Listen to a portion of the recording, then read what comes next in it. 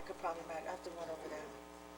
Okay, good evening, everyone. Today's Wednesday, September 6th, 2023, and we're here for a regular scheduled town board meeting, and as always, we're going to start with the Pledge of Allegiance, and Ken, can you please take the lead? Sure. I pledge allegiance to the flag of the United States of America and to the republic for which it stands, one nation, under God, indivisible, with liberty and justice for all. Great. Thank you, Ken, and Frank, do we have anyone from the Faith Committee with us today? Yes, it appears that we have Pastor Dave Cook from the Calvary Baptist Church in Riverhead. Thank you, Pastor, for being with us. Great. Good afternoon. Let's pray.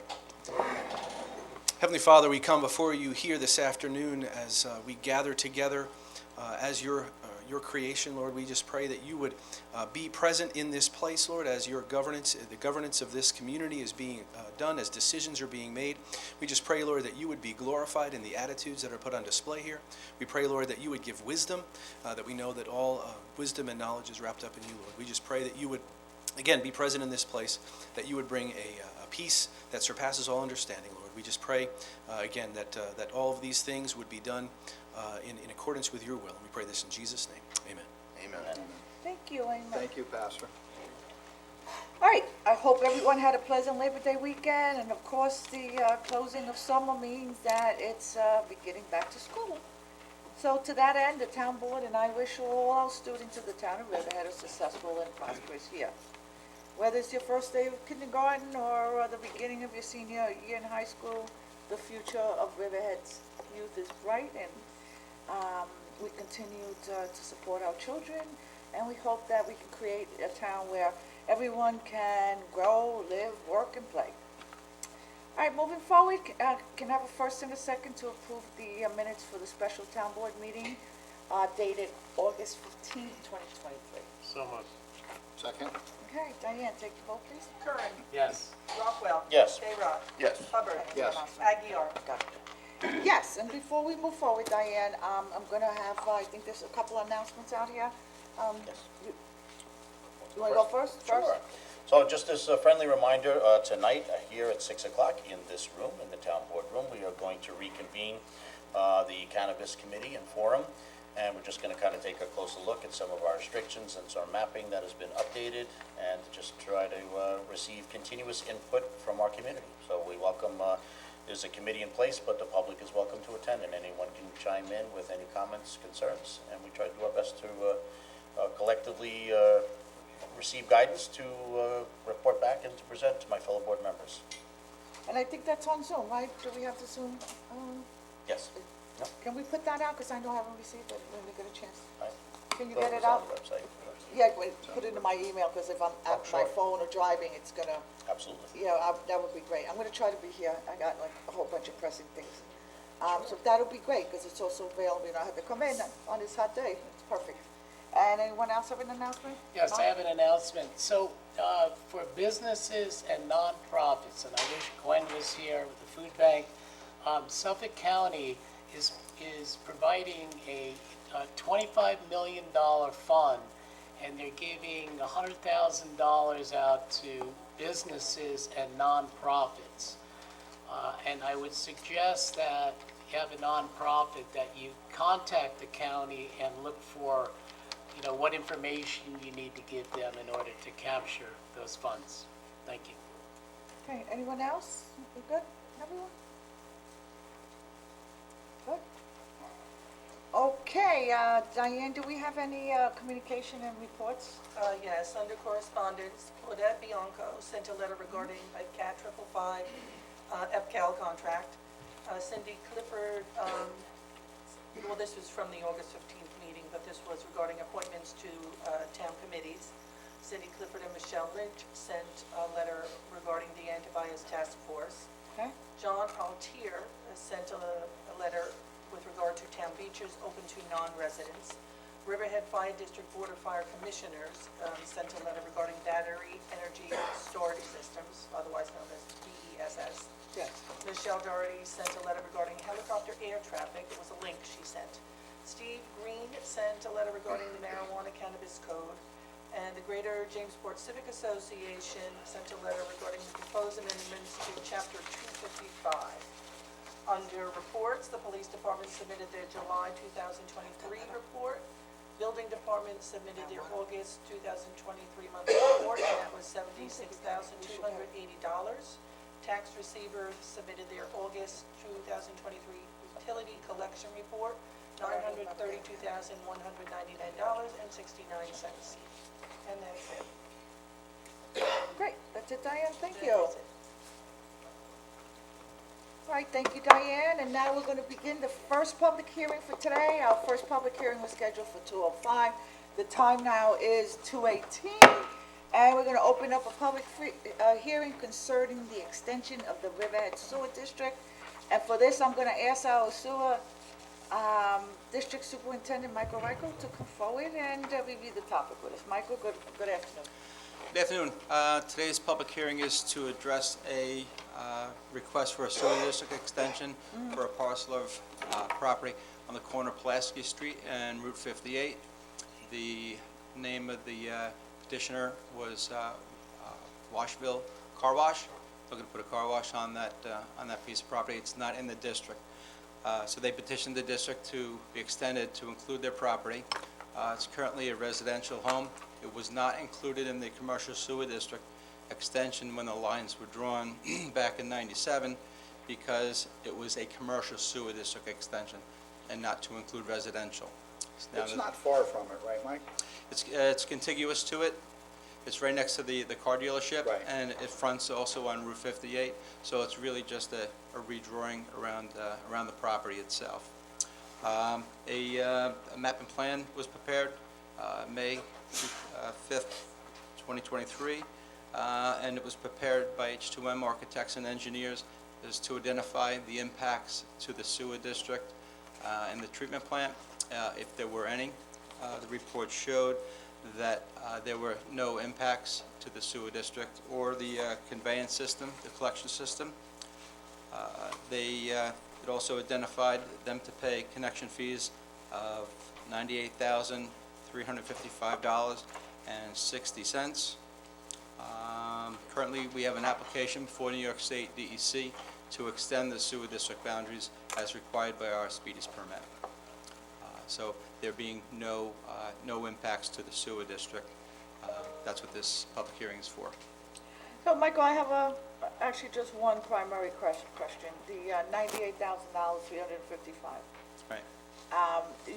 It's being labeled as connection fees, correct? Yes. Is that connection just for that project, or, 'cause I know in the water, the other water, they want people to do infrastructure enhancements down the street, which Right. shouldn't apply to them. And I'm a Well, big if- advocate against that. I understand that. But Yeah. what happens with a project that comes in, especially something that is outside of the sewer district, if they are petitioning to be included in the sewer district and they have impacts to the collection system or the treatment plant, say the pump station can't handle the additional Right. flow, then they would be responsible to upgrade the pump station or the mains, whatever needs to be done in order to accommodate the additional flow. So the connection fee itself it's called a no-net increase charge. That was Okay. put in place, again, in 1997 for some reason. And what that is to do is to pay for nitrogen reduction projects that are put into place at the treatment plant. Okay. That's all paid for by the developer. It is, and that's $10.50 per gallon based on a 24-hour flow. Everybody pays that. And this doesn't interfere with your capacity limits, or we're still well below that? No, their gallonage flow is to be around 9,500 gallons per day. And the collection stream system, the downstream pump stations, they have the capacity to handle that additional flow. That's also included with any potential flow that the system was designed for from the commercial sewer district area. And the nearest car wash is pretty far, right? I don't know. 58? next door. Depends on what you consider a it car next wash. door? You got Apple Car Honda, he's a dealers. Oh, car that's wash. right, the two car dealers have Toyota's a it. car wash. You have the Route 58 car wash. So, you tell me. Okay. All right, anyone have any questions? Anyone want to come forward? Tip, anyone? All right, this is going to be a pretty easy one, I think. No one? Chief, you want to say something about the water? Come on, make it interesting.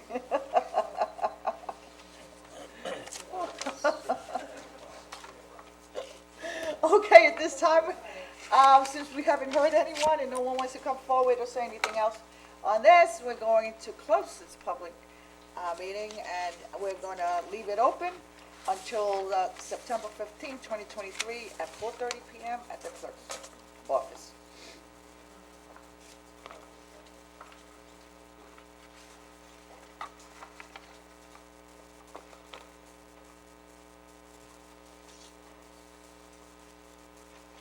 Is that good, Diane?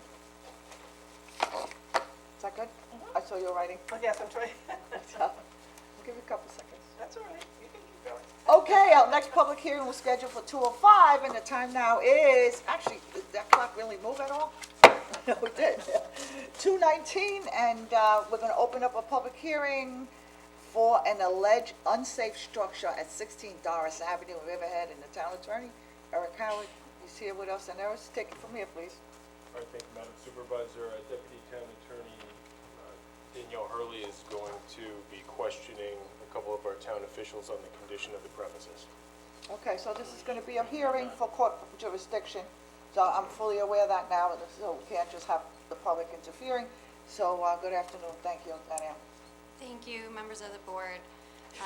So today we're here for a public hearing regarding an alleged unsafe structure located at 16 Doris Avenue, Riverhead, Suffolk County, State of New York, pursuant to Chapter 217, Part 4 of the Riverhead Town Code. And at this point, I would like to call Officer Hernan Ruales up to the table, along with Ken Testa.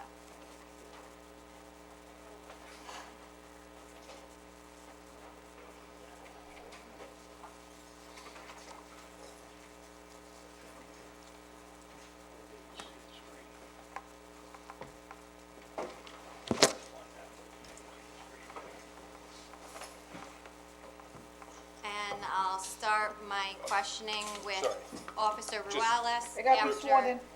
Yes. Oh, no. Sorry, just real quick.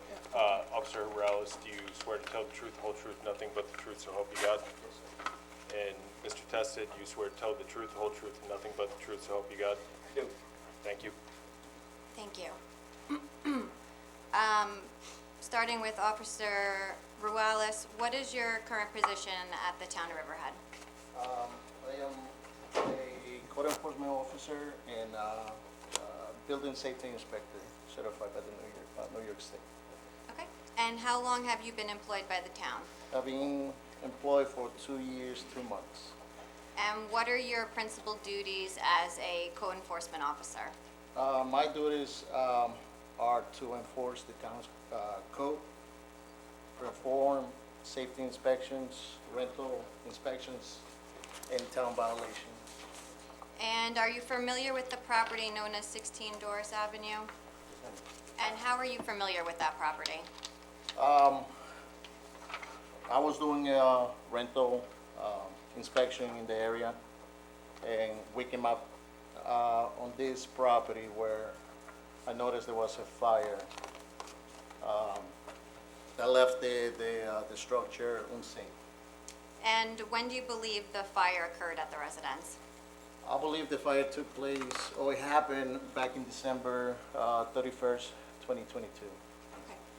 And to the best of your knowledge, who is the owner of that property? Right now, it is on the state of Howard Furby and care of Geraldine Bowie. Last information that I got from the person that paid the taxes. Okay, and the information from the deed, where did you get that information? I got it from the tax receiver's office, and I noticed that taxes on this property has not been paid for about 5-6 years.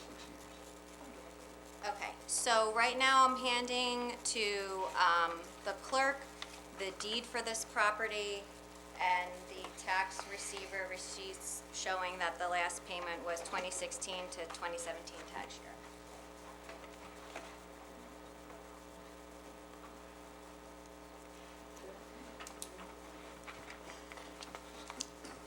And Officer Ruelas, to your knowledge, is there a mortgage on this property? Not to my knowledge. And have you notified the deeded owners of today's public hearing? Yes, I have. I have sent correspondence, which everything has returned to us as unclaimed, not deliverable, and no such person. Okay, so you mailed a copy of the authorizing resolution? Yes, I did, in all the notice of unsafe structures. And, And how did you mail that? Certified mail? yes, it was. All of them have been certified, and they came back to us. Okay. I'm handing up a copy of certified mail that came back, address unknown.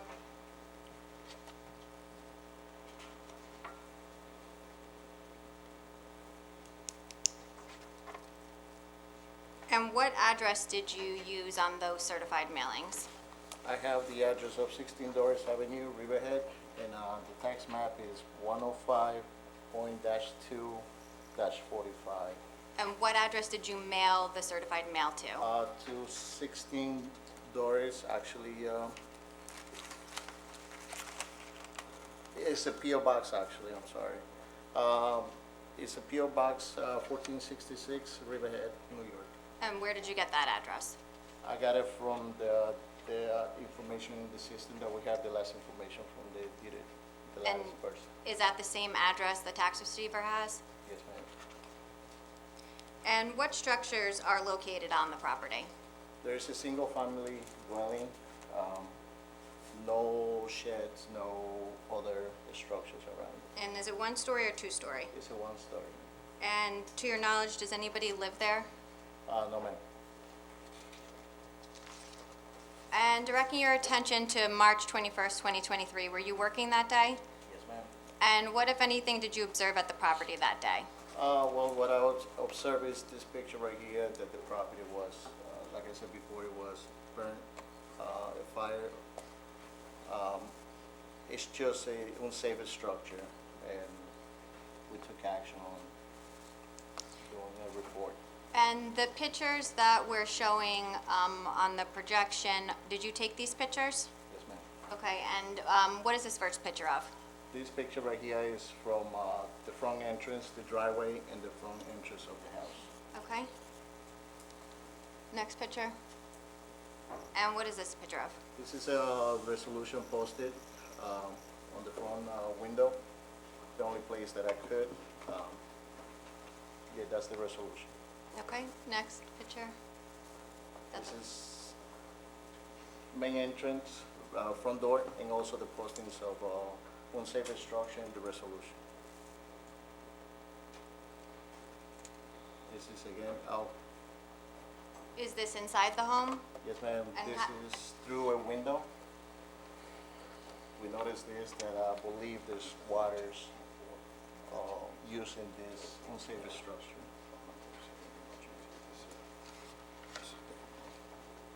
And is, that's it for the picture? Another, I'm sorry, this is the same room. Okay. If you can go back, please. Yeah, this is the same picture, same room, evidence that there's people actually using this room. okay. And next picture.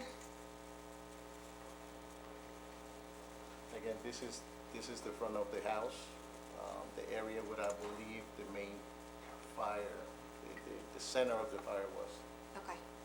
And directing your attention to April 24th, 2023, were you working that day? Yes, ma'am. And what did you observe on the property that time? The property remained the same, actually, probably was getting worse, and it's still getting worse. And it's just an unsafe structure for the neighborhood. And what did you do after that day? What I did is just started doing the paperwork and to post and try to get this property demolished. And have you had any contact with the owners, or has anybody contacted you with an interest in the property since your mailings? No, ma'am. And directing your attention to June 16th, 2023, were you working that day? Yes, ma'am. And what did you observe on the property that day? The property is just getting worse. It was getting worse. And is that your last visit to the property? Yes, ma'am. And so have any of the conditions been remedied? Not at all. And what is your recommendation to the town board at this time? My recommendation is for this property to be demolished. It's unsafe and it's just a hazard for the neighborhood and the children around this area. Thank you, Hernan. And Hernan, on April 24th, 2023, were you at the property with anybody that day? Yes, I was. Who was that? I was with assistant town engineer, Kenny Tesla. Okay, thank you. So, just for the record, I'm going to hand up the unsafe structure notice to the clerk that was posted, and my questioning now will be of Mr. Testa.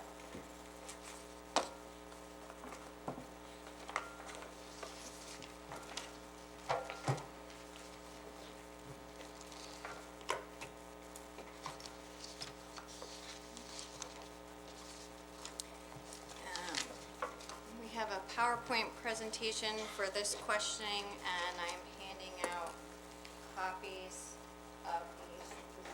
of the structural condition report to the town, members of the town board.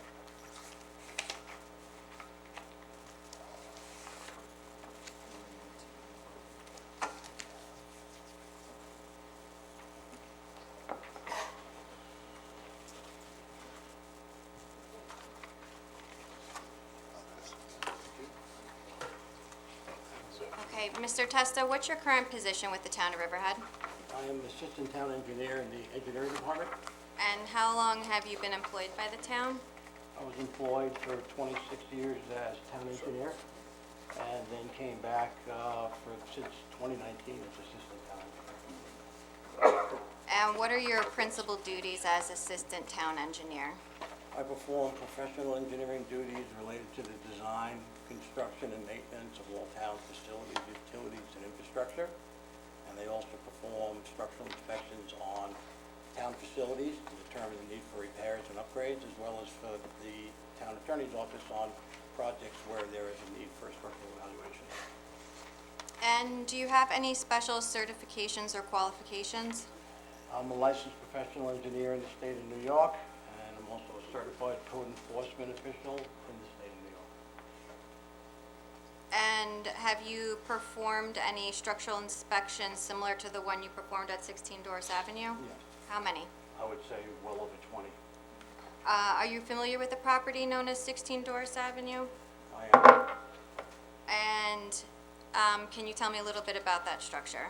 Sure. I was asked by the town attorney's office of code enforcement to accompany them for a structural evaluation of the building as to its condition and the potential for it to collapse or otherwise be a hazard to neighbors in the area. This first slide is the location of the house. It's 16 Doris Avenue, which sits between Phillips and Lewis Streets, just off of Main Street. And it's that one house with the little bullet. It's hard to see, but it's that house with the little tag hanging off of it.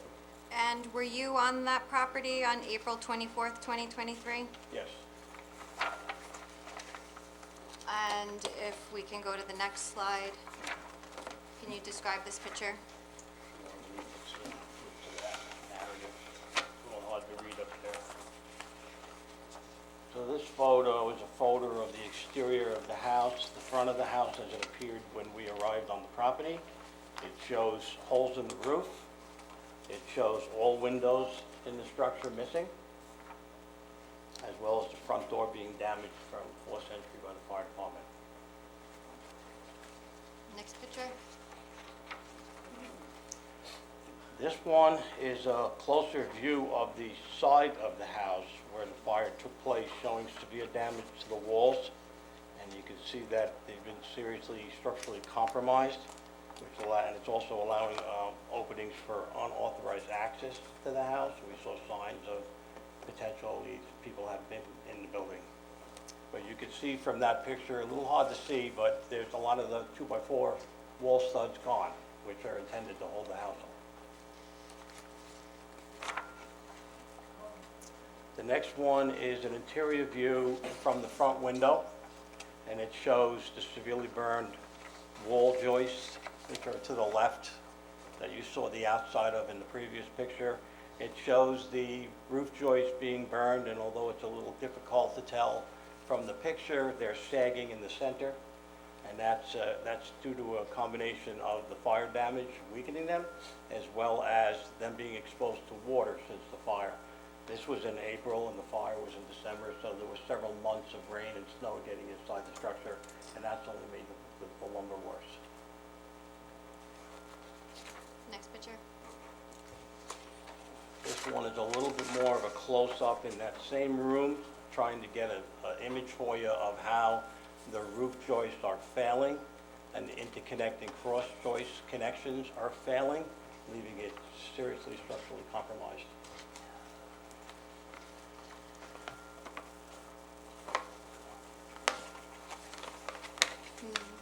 And likewise, another view of the interior of the house, the point being that all the beams are badly burned. Some of them are missing from the fire rescue personnel having tried to gain access, and the high-pressure water hoses knocks out some of them after they've burned enough. You can see also a significant amount of debris inside the structure, which leaves us concerned about the potential for another fire that could make it even worse and potentially affect the neighboring houses, which are in close proximity to this house. The next one shows the same. There's a lot of leftover furniture and mattresses and all kinds of other debris inside the house, and the house is not secure, and that leaves a serious potential for somebody coming in and for some reason or another, with a cigarette or whatever, starting a fire, and we're right back to the beginning, and they wouldn't survive a second fire, that's for sure.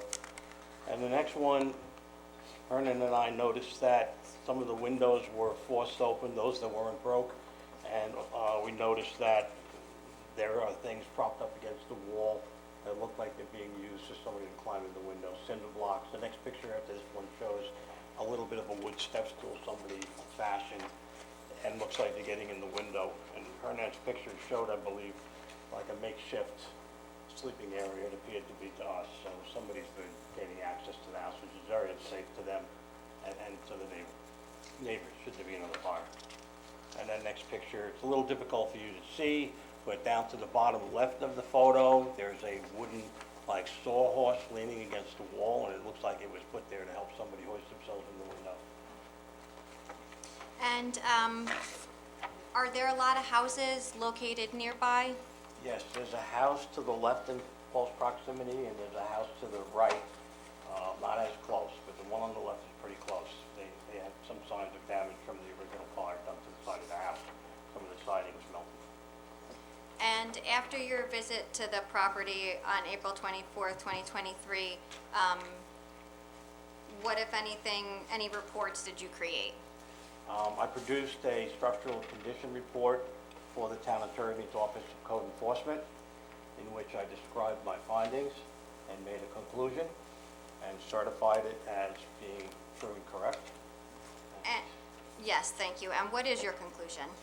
My conclusion is that the structure is seriously compromised and it's in danger of collapse. We didn't get much snow last winter, but if we had gotten a snowfall, I'm pretty sure the weight of the snow would have dropped that to the ground.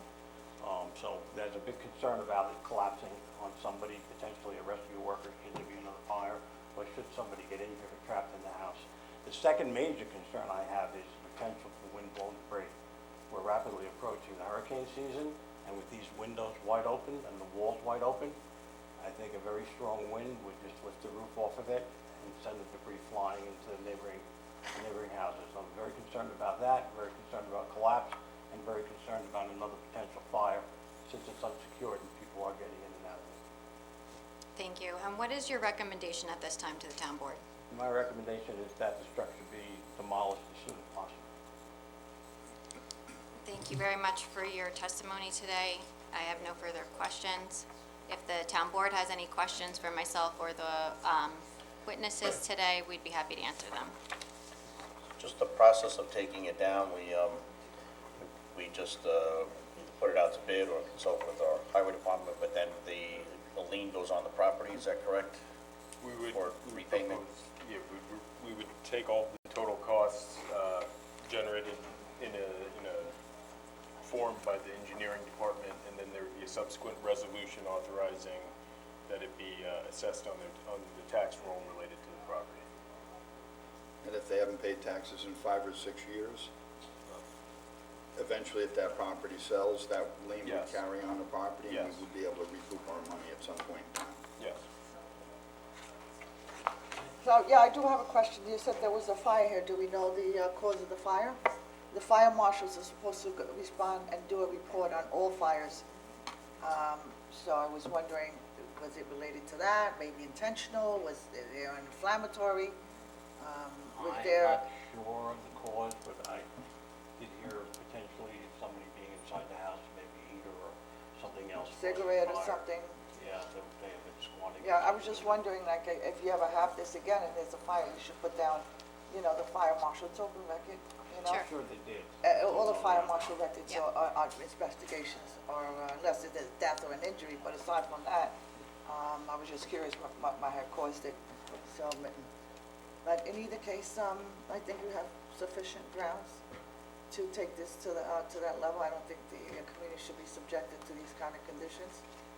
And, how does the board feel? It doesn't look like there's any way you're missing all your structural support, so you can't even board it up to secure it. So your only option seems to be to tear it down. Yeah. And I hope that it can be done right away as we approach, our Halloween holidays, and the sidewalks are filled with kids and going door to door. This is something that we can get down and remove Yeah, we ASAP. can get it down in a few weeks.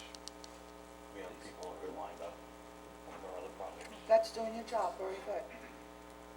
So Always we do will it. prepare a resolution the board can authorize, and I believe we're ready to move forward on taking down the structure right away, once the Yes. board approves.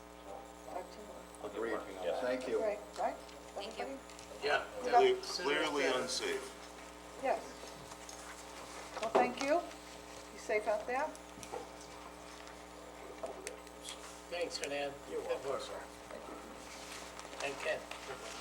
Okay, so there's no questions, nobody online, Chip? Nobody from the audience want to come forward? Okay, we're going to close this public portion section of this hearing. It's going to remain open for 10 days, written comments at 4:30 PM, September 15, 2023, at the town clerk's office.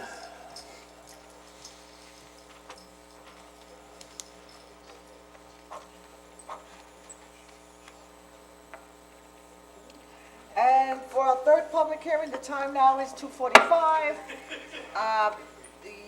We're going to open a public hearing for the consideration of a proposed law to amend Chapter 255 of the Riverhead Town Code entitled Parades, Assemblies, and Special Permits, and our town attorney, Eric, is here to also introduce the topic. Thank you.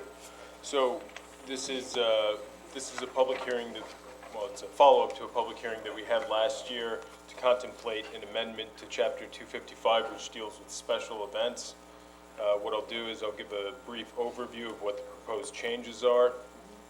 As to Article 1, we are adding a definition for block party, and we are adding a little bit of additional time to the deadline for filing for parades, assemblies, and block party permits from 30 days to 45 days. We added a section, or proposing to add a section, which deals with amendments to those parade, assembly, and block party applications. And we are removing the prospect of prison from the enumerated penalties under that article. Under Article 2, we are setting forth a new purpose and intent of the article.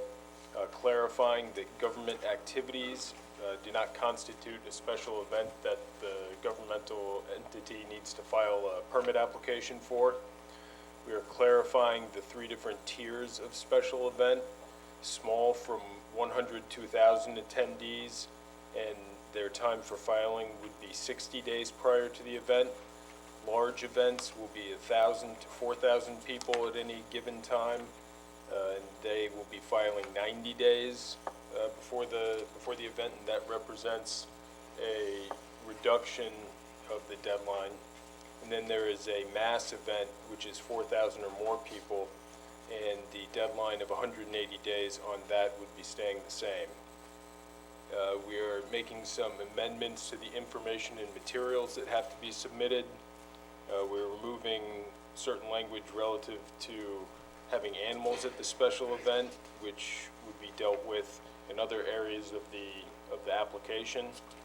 We are reinforcing and clarifying what's required in the public safety plan. We are removing the initial requirement that an environmental impact study be submitted. We are removing the tent information being submitted, as those will be set forth in tent permit applications by the fire marshal. We're removing certain other provisions under there relating to fire prevention, county health department, and communications plans, as all of those would be captured by the public safety plan that the fire marshal requires.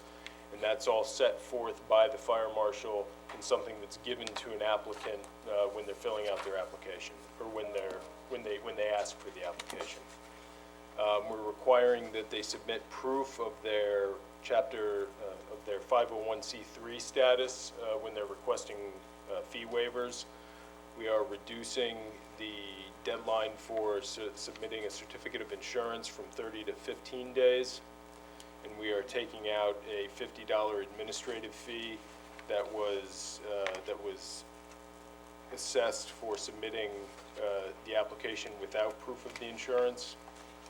We are taking out the requirement that a permit be displayed at all times during the event, because we don't actually produce a permit for the person. It's all subject to town board resolution.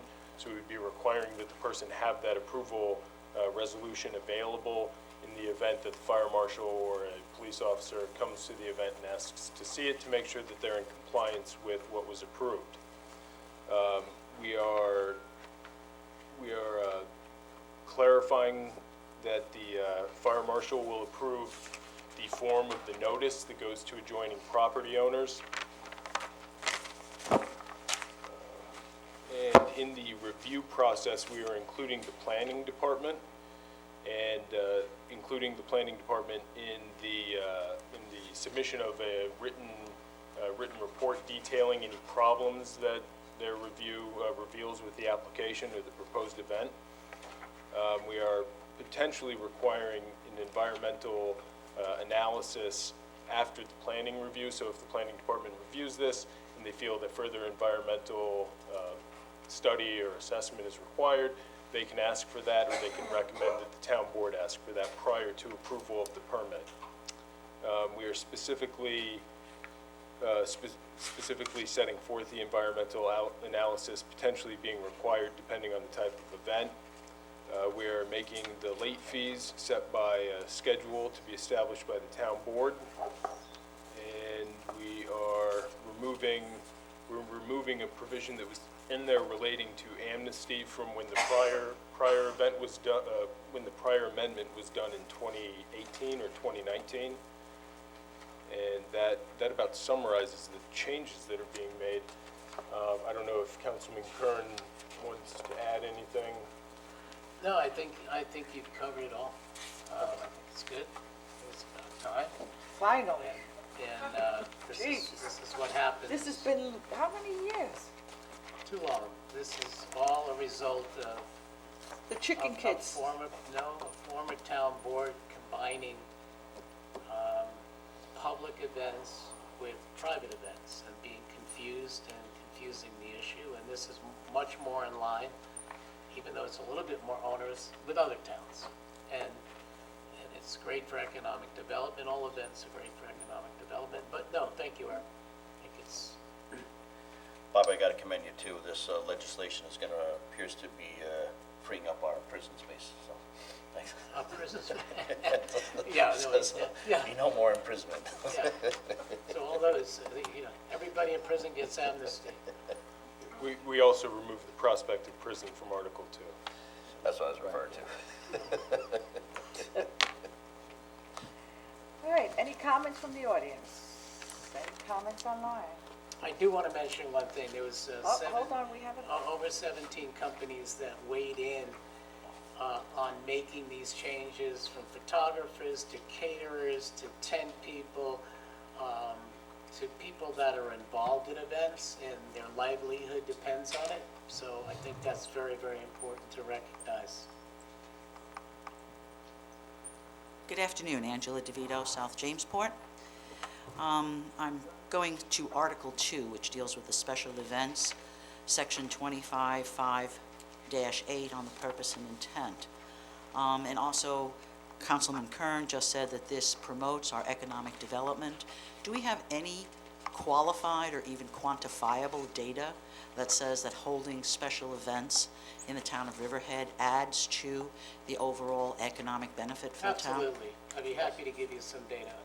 And I would be happy to give you the people that can share the data. One would be the drag strip. All the businesses, pizza places, delis, etc., sell out. You need only to speak to the hotels. Bob, I'm just asking, Yeah. if there is Oh, yeah. data that you have qualified and quantified this statement, then that's fine. I have no problem with that at all.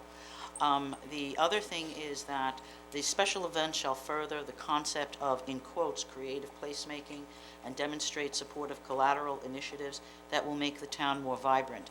That's a quote. Where does that come from? Is it any way referenced later on Yes. in this here? Do you have It's that? not referenced here. This is pulled from the BOA study. This is pulled from the BOA study. I would suggest that there be that references, that they be there so that people know where this is and can understand what that concept is, because I'm sure the BOA study did a bit more descriptive No work question. on it than what was there. No question.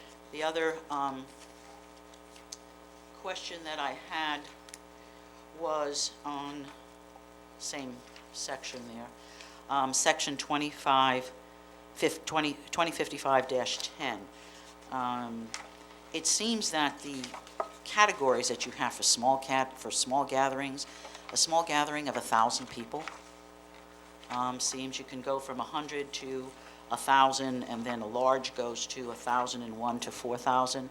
I mean, that's a lot of people. That's a lot of cars, and you've taken out the requirement for providing information about parking for the number of cars based on the population there.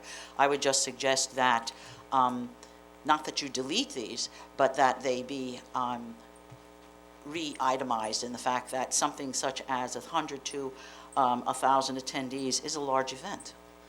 It's not small. I don't know by anyone's calculation and where this came from also.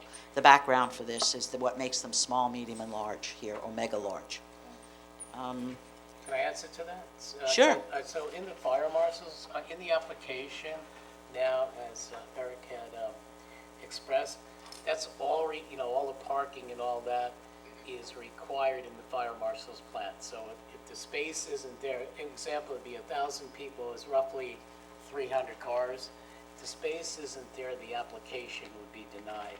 And in addition, That's not clear from this. I mean, I would have to go to, and I understood when I saw that was deleted, that it would be in the plan, the fire safety plan and parking plans that have to be submitted. However, the language here is not clear in that basically they would be denied for that. So it's just a bit, very simple language that anybody picking this up can understand what the rules and regulations for Riverhead are and not have to go other places to find things that provide them with the information to understand what's here. The only other thing that popped out at me, which of course I can't find now. Let me just go back, excuse me. The plan for use of lighting, which comes out of, okay, reference this. Section 2055-10, Part C, number 9, a plan for use of lighting, if any, okay, and the type and location of such. Right above it, in number 8, you have the use of loudspeakers and that have to comply with Chapter 251 of this town code. Shouldn't the lighting also comply with our dark skies code? Shouldn't that be in here for that? I mean, we reference for noise, and we have a dark skies code that includes, that's part of the town code. Shouldn't this one for the lighting reference that? I That think they won't be in that's- violation of that? I don't think it's practical for carnival applications and things like that. Well, I think it should Special be events. explored, Mr. Rothwell. Excuse me? I think it should be explored and not simply just an opinion off the top of your head. Thank you. Well, to that point, I mean, most of these events are one-day events. You But know, they can be multiple day events. Yeah, and even if it's it could be an event for the weekend, and if it's necessary for public safety to light it properly, I would absolutely have it lit properly for those couple of days that it goes on for. Good point. In section C again, number 3, towards the bottom there, where you have a plan that demonstrates that the event shall be handicap accessible to the extent practical. We have always, in this town, gone on the side of what is practical for our populations that have disabilities. And I'm not sure if this language is in line with ADA requirements or not, but I would ask that that be just looked at to make sure that having something that is the extent practical, okay, is in line with all of ADA. That we have a population here that deserves just as much as anybody else to be able to attend events that are held in this town. And I think that we need to begin to address those more carefully. And I know that we have addressed them through the reestablishment of a committee for people with disabilities here in town, and I think that's a great thing. But here, it would seem that, let's just see if it meets what is required, okay? Those are my comments, and I thank you, and have a good afternoon. Thank you. So we do have a committee to deal with ADA, and I'm glad it was recognized. They're very, very active. I put Councilman Hubbard in charge. I was here at the last meeting. A tremendous amount of people. They're working on getting access to the beaches, so we understand. And I just recently heard that the Island Water Park didn't have to put in ADA for their activities, but I think they did, right? Tim? That's my understanding, yes. My understanding that they didn't have to, and they went out of their way because they want to cater. That's a good point to make sure, because we do have a senior population here. I think, talking to Fire Marshal Zidek, I think the reason it says to the best they can, there are certain events that are on the waterfront, on the floating docks and things like that, that it's, Not you do practical. the best that you can to make it accessible to all, but it might be hard to do on a floating dock. Okay, all right, so, anyone else from the audience? And Chip, is our online working? We haven't had one person yet? We have one person. They're just watching, that's fine, okay. So it's 3 o'clock, and I'm going to close this public hearing, and we're going to leave it open for 10 days, until September 15th, and, at the clerk's office at no later than 4:30 PM. So we're going to conclude our public portion, part of this meeting, and take a couple of seconds, and we will.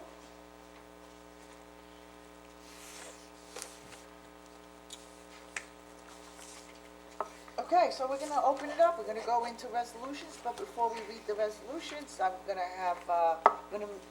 open up this meeting for public comments, only on the resolutions. If you have any comments on any other matter, you can come in afterwards, we will have, comments on any other matters. So, matters concerning the resolutions before us today, if anyone wanna come forward. And I also think, you should pull yours to give the people the opportunity to speak, right? Sure, you want to do it Yeah, now, or- yeah, so that way we can give them the opportunity to speak. Sure. Otherwise, you just read it and, right? Sure. So I think, there was a resolution, Then for public comment. Do it either way. yeah, but you prefer to get them out, to get the comment, it's fair.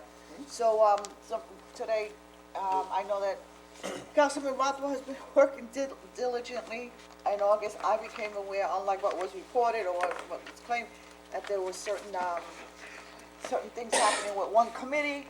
So, there's a resolution that's I believe is gonna come off the floor. He chose to do it. I know we've been working on it, and then that's gonna be included in the public comments. So I think you wanna, make sure that you, that we know, since it's being pulled off the floor, we wanna afford everybody the opportunity. Is that resolution listed here today or no? No, it's not, that's why I'm giving you the opportunity.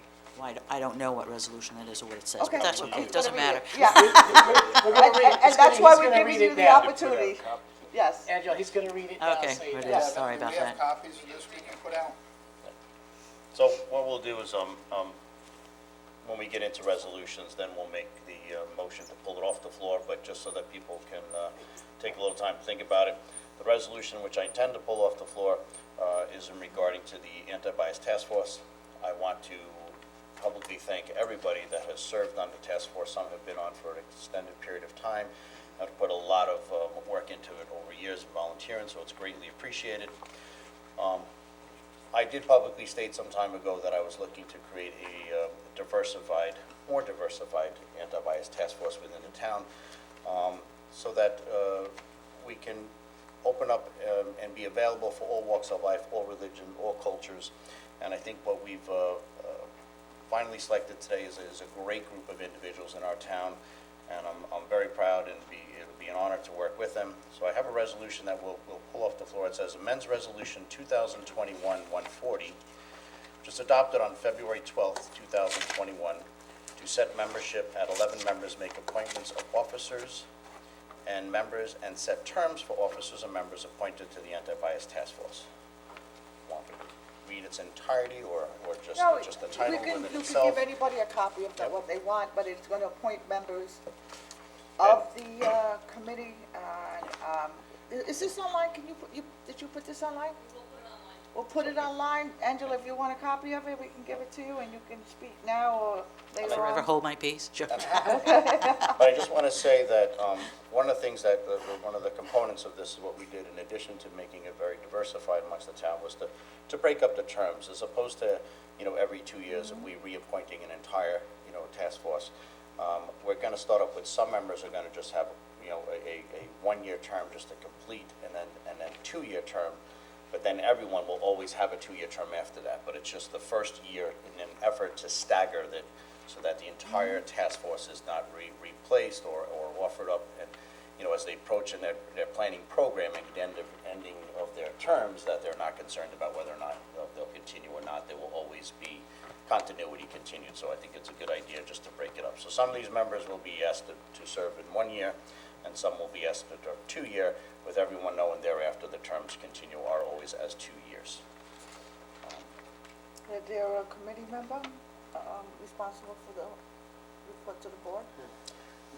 Yep, so we have selected a chairperson and a vice chairperson. We also have liaisons from the school district, Suffolk Okay. Community College, Police Department, and then myself on the town board.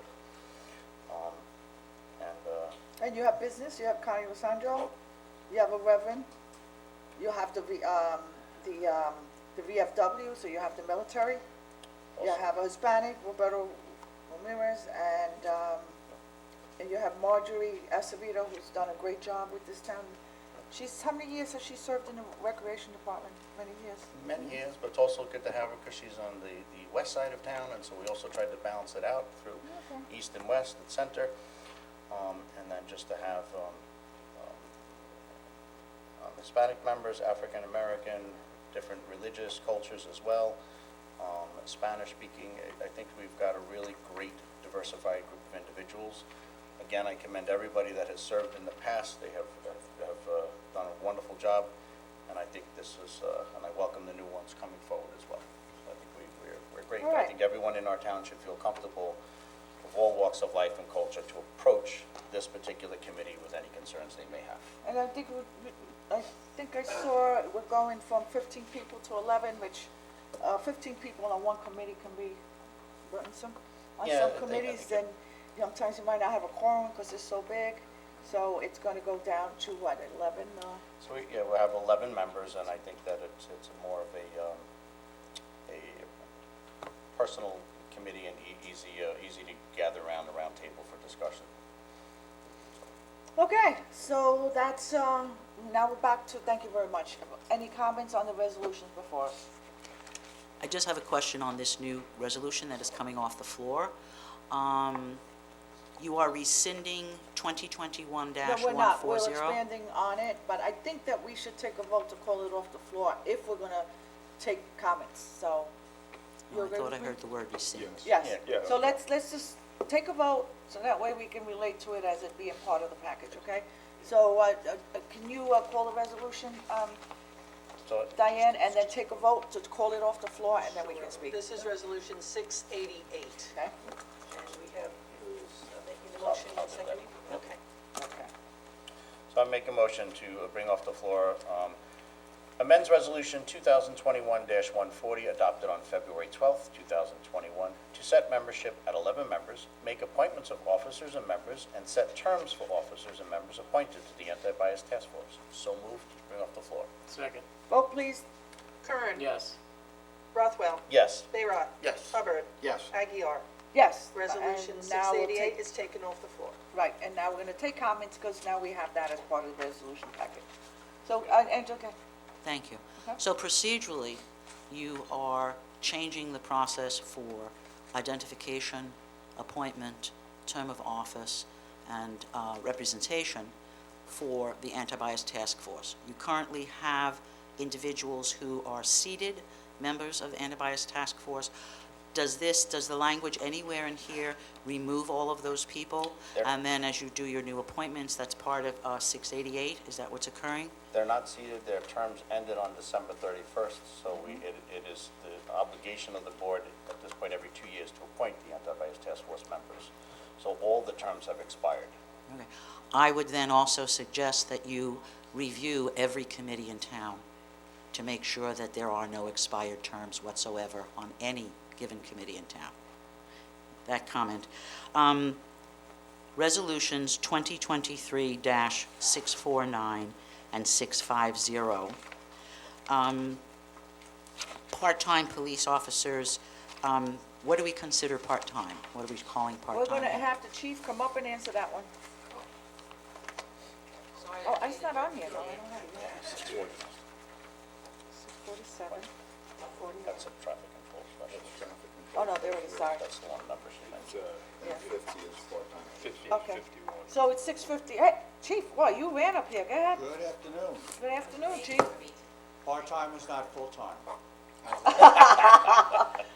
Okay, Part-time is basically on-call status on call, and basically seasonal, so basically over the summer we use them the most. They are able to work year-round though, but not at the hours they work during the summer. Is it under 20 hours a week? Not during the summer is unlimited, after that it goes lower than 20 hours. No benefits, on-call. it saves us a lot of money, and a lot of towns are using it, so that's a good idea. Resolution 2023-652 and 653, we have provisional appointments. These are civil service competitive exams. Have we asked civil service to provide us with an exam for this? Are we pursuing that? Do we know that we're going with that? Because provisional appointments cannot, they're as good as until the exam is given and a new list is created. Personnel officer notifies civil service whenever we do this so that they know we have somebody provisionally and we're looking for an exam. So you know that that's been done? We Okay. actually have to have it cleared with civil service Before we before we move. can do the provisional appointment. Okay. Resolution 2023-669, and this is not a comment on the work of Ms. Dawn Thomas. This is a comment on a concern for the consolidation of the oversight for 3 departments and 1 agency in the town of Riverhead with 1 person doing it. I don't know how, and I know Dawn is a very energetic, hard worker, but I really don't know how one individual can accomplish all of this work in addition to running the agency of which she is the executive director for. Because I she's think- amazing, that's why. And she puts countless hours way beyond coming in early, staying late, working And do you from think home, that that's everybody. good for the town and good for I her? absolutely do, because she is in sync towards what the development that we want to create downtown, and she is joining multiple departments and agencies together to coordinate how we develop our downtown, how we do our new town So we get a square and singular our view. community. Well, look, We and get a I singular would view, like and to that's inter- it. Angela, just let us finish speaking, okay? Coordination. I can speak for this, and this was my doing. And, We cannot have two separate departments, planning and CDA. They do very, very similar work, and sometimes it's replicated. You have a person who has knowledge, has the desire, is a department head, has the leadership skills to do this, and guess what? It's not unusual. It exists in civil service. That title exists. Economic development and planning together.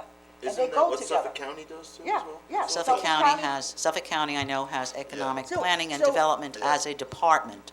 Okay, they don't have it all together with planning and building permits and CDA. CDA is a state law established agency. These others are not. I just feel that you may all be very confident in that this can be done, but if something happens to Ms. Thomas, or she decides that she would like to retire or whatever, okay, how will that leave the town in the future? We have some great stars that are gonna be promoted soon to chief planners. I just And don't I think have it's, them all lined up, hold on, check with civil service. And by the way, there's only 36,000 residents in the, Right. Riverhead County. that's right. As opposed to Brookhaven, who has 450,000 people. They're 13 and a half times bigger than us. We can't compare ourselves to Suffolk County, Brookhaven, we are Riverhead. We have the person who's doing the work. She's worked under me for the last over 3.5 years. She's exceptional. She's turned the department around. She's working, she's professional.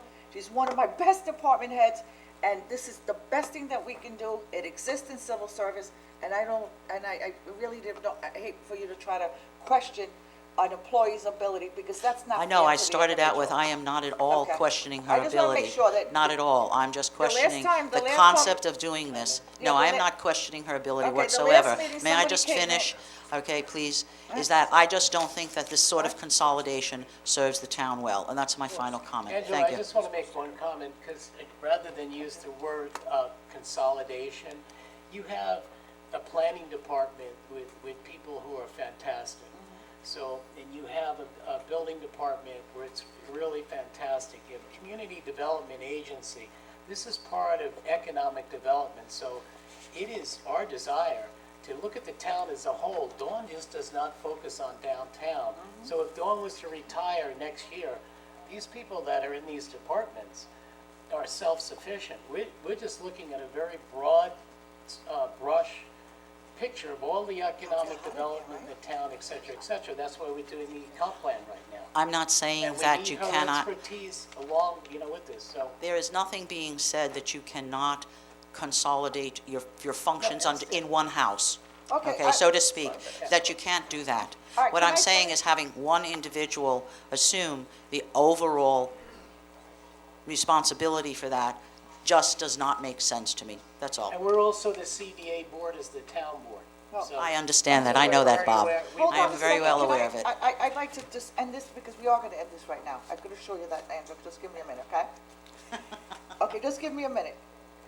As supervisor, everyday operations responsibility, personnel, including the district, falls within the operations of the supervisor's office. So I made this decision. I'm glad that I have the board's decision, and we had a resolution. Given that, that's where we're gonna stand. If you watched the last meeting, we were gonna pull that resolution because I needed to check a couple of other individuals. It was gonna be a collective, effort. So that resolution, when Devin, the deputy chief, read it, she pulled that resolution because it shouldn't have been up just yet. I need 2 more components concerning the entire department, because this is an entire planning and building effort. I needed those 2 components. We don't have that yet. So we're pulling it now anyway. But it is gonna come back, and if there's anybody that's deserving of that, it is Dawn Thomas. So I'm gonna ask to pull that resolution based on Ms. Thomas, and it's only a matter of technicality of what I need to do with the building department, and I will take a vote. Can we take a vote on pulling the resolution? Somebody's gotta second me. You would do the motion to table. A motion to table? Let's just motion to table. I'm sorry. We're still checking with civil service on one position, and we wanted to do it collectively. Everybody moved together. And that was based on Dawn's wishes, and she's here with us. And, remember last week, she didn't read it, she said it shouldn't go into the packet. So you're just checking on the name of the title. Yeah, a couple of okay. things, yeah. That's fine. It's just technical, but it's just a technical thing that, But it is going to come back, and we'll be resolving this issue by next board meeting, so. Thank Okay. you. Okay. So then, my recommendation would be, we move through the list of resolutions, and when that one comes up, someone make a motion to table, if that's the board's intention, and then that motion can be voted on, and then we'll proceed from there. But Okay. I think it's great, because the CDA is doing these amazing applications for grants, they're getting us grants, but then it also allows them to work with the zoning and understand the zoning and plan out our downtown Riverhead right up to the TOD, to the railroad station. So the line of communication is gonna be excellent by putting this in place. So. And isn't it taboo to segment projects, right? So, okay, you can't touch that over here, but you have to only touch CDA. You should be working collectively, right, on everything that's happening in the town. It's more effective, and again, that this title does exist under civil service, and we have the option to execute that title. So we're gonna end that, somebody will pull it. Any other comments on the resolutions before us?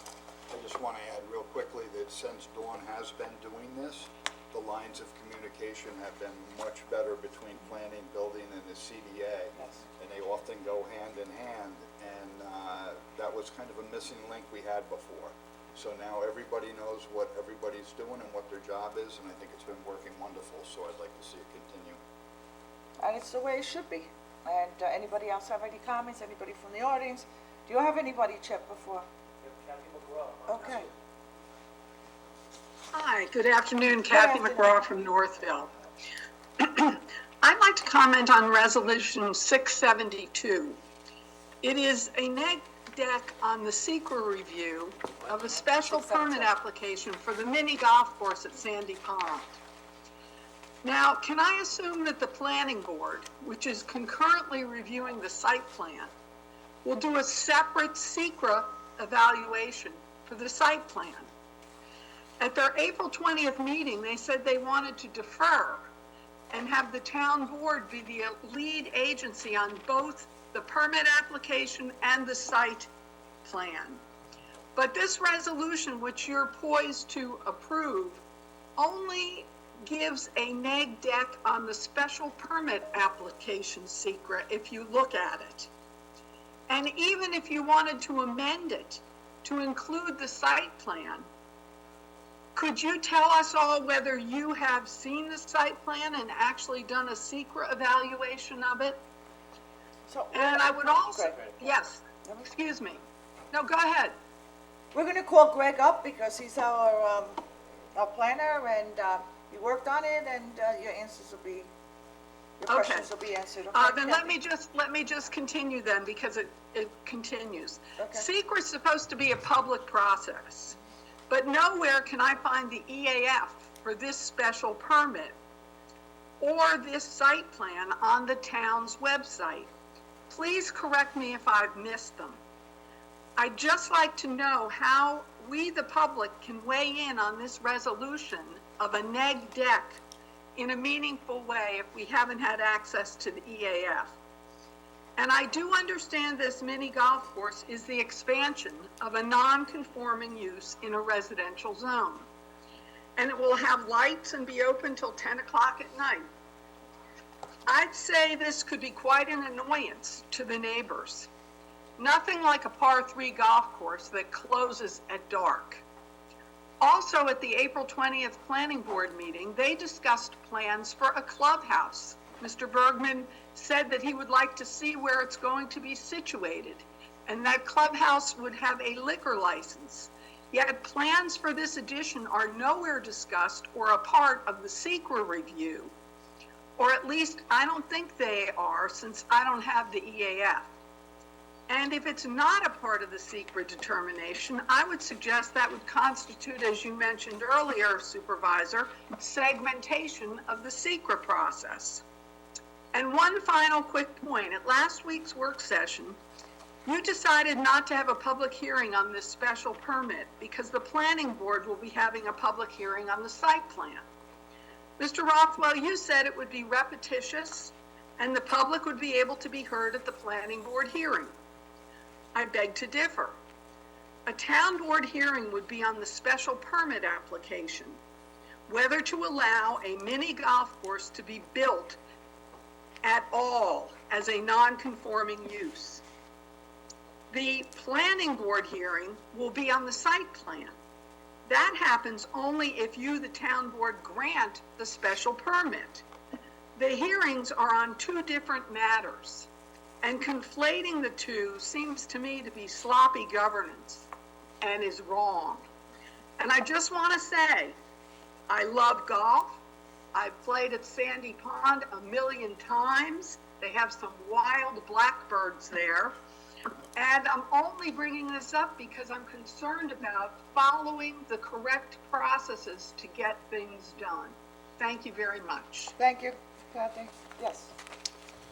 Good All afternoon. right. Good afternoon. For the record, Greg Bergman with the Riverhead Planning Department. So I want to kind of just touch base through a couple of Mrs. McGraw's comments. I will have to double check to see if the EAF was posted on the town's website. In the event that it was not, again, I would defer to the town board. We could table the resolution and ensure that information is posted. Give people adequate review. I would have no objection to that. In terms of a clubhouse or a future expansion being proposed right now for this application, we're not considering it.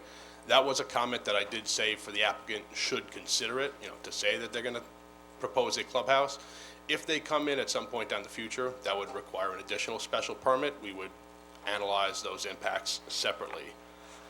This is just the secret determination. This is not the granting of the special permit. So this is just the secret determination. And regarding the public hearing, unfortunately, I was out last week with COVID, so I was not at the work session. I did not make the recommendation to not hold the public hearing. I do tend to agree with Ms. McGraw on that issue. The two applications, the special permit and the site plan, do look at separate components. The town code does allow the town board to waive the requirements for a public hearing if the proposed improvements constitute a less than a 10% expansion. That being said, again, it is the board's discretion, just based on the area of the total site of the golf course versus the mini golf area. It is less than 10% of the area, so the board is within their discretion. However, it might be good practice. Again, they are looking at different components. The special permit, the town board is being tasked basically to determine whether or not the site is appropriate, constraints of the site, orientation of the site, to see if any of those impacts from the use, if the site is appropriate for it. So the board wants to hold a public hearing. They're well within their right. However, based on that 10% expansion, they're also within the right to not hold a public hearing. All right, how does the board feel? We're going to stay with your prior designation? I'm fine the way it is, only because after speaking with them, and they have contacted their neighbors, and they have full support for their neighbors, and I'd like to say it's less than 10%. It's a very small piece of the whole piece, so I'm fine with it. I don't know how the other board members feel. You could bring up any comments or questions or concerns at all at the public meeting at the planning board. I was trying to say that to have one, and then, and we get emailed comments and other things where we're putting with the town board, putting planning board, just to do one public hearing and let everyone speak about any concerns whatsoever. And put all the public comments together in one place. Did you recommend tabling this? At the board's discretion, again, I can double That's check an to see. option. Yeah. It's if the- an if option, the it's AF not was a recommendation. Yeah, if the AF was not posted, I can make sure it is posted. I mean, again, when I looked at the application, they're worth it. The fact that it is directly across the street from residential properties, that was one of the concerns I raised initially. I did bring up the lighting on the golf Can course. we find out if it was, we're about to make a decision on this. Can we find out if it was posted? Yeah, I think they're gonna check on it, because why put this off to 2 weeks from now and figure this out? Let's see by the end of the meeting. It was completed, right, Greg? Correct. And I mean, and again, when we look at it, we look at the whole picture. So we did consider hours of operation, and that was, as the board recalls, that was one of the initial concerns that I had. Yes. It is directly across the street. Ms. McGraw is correct. The golf course right now is limited by daylight hours. So that was one of the recommendations for the limiting of the hours of operation until 10 p.m. because it is in a residential area. Again, the location of the proposed mini golf course with their lighting is sort of set in a natural depression. There is an existing row of existing vegetation that will screen the view of the mini golf course from the Roanoke Avenue right-of-way. All the lighting that they're proposing is dark sky compliant. So, we do consider this. We didn't just, make a recommendation in a bubble.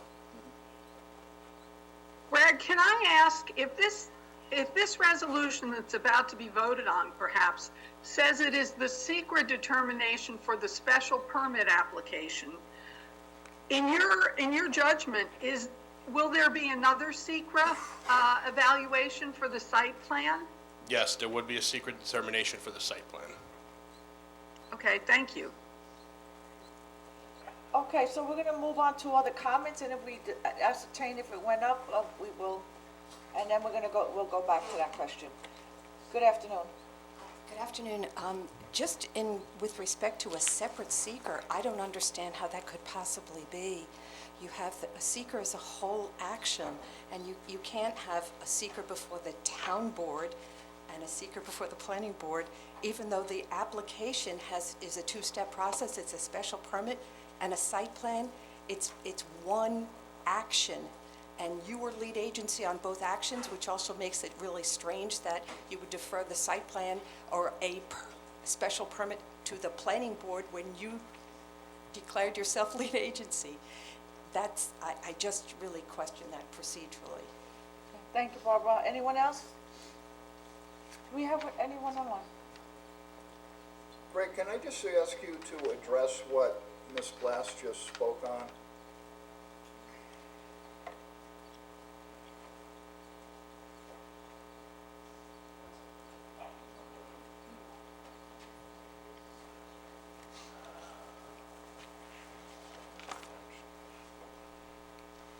All right, I just spoke with Dawn. I can look at this further, make sure. I would recommend at this point, we'll table the resolution.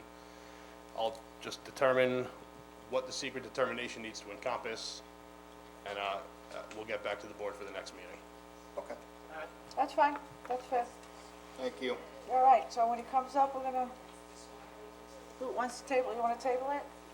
Sure, I'll make the motion to table. When it comes up. When When it comes up, yeah. We just said that, yeah? So table. Great, okay. Okay. All right, no more, comments, then, we're gonna call the resolutions. Okay, Resolution 637.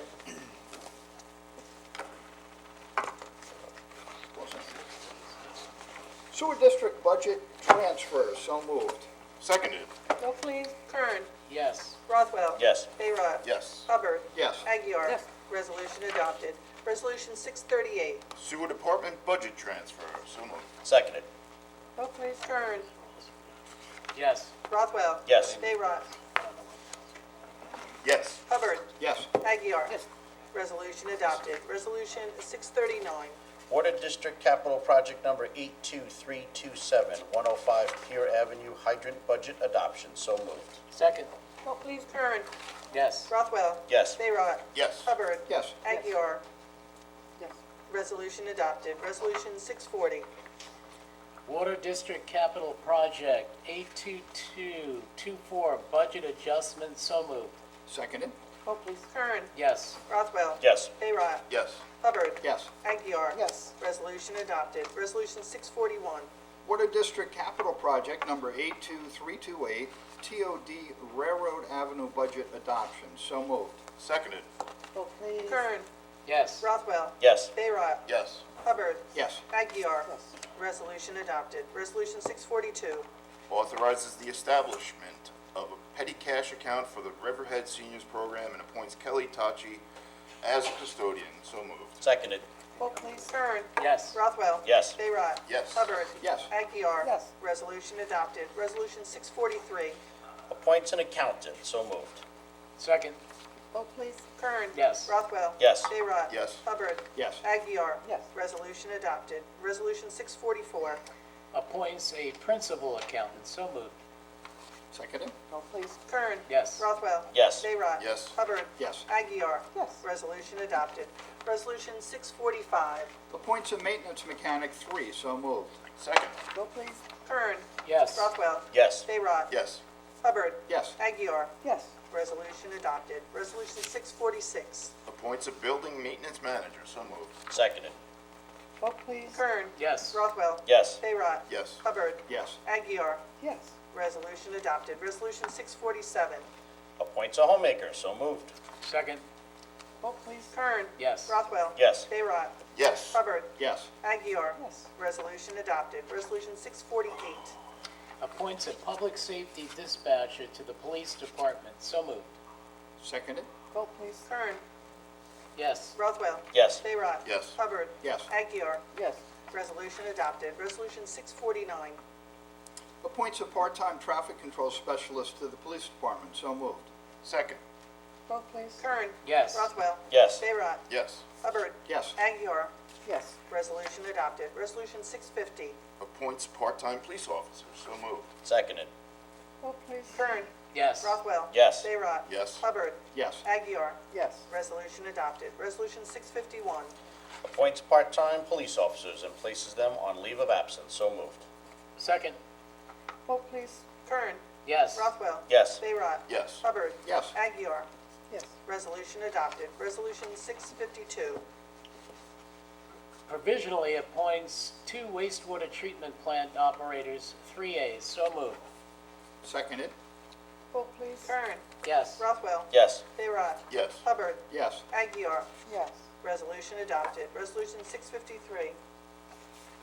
Provisionally appoints an electrical inspector. So moved. Seconded? Vote, please.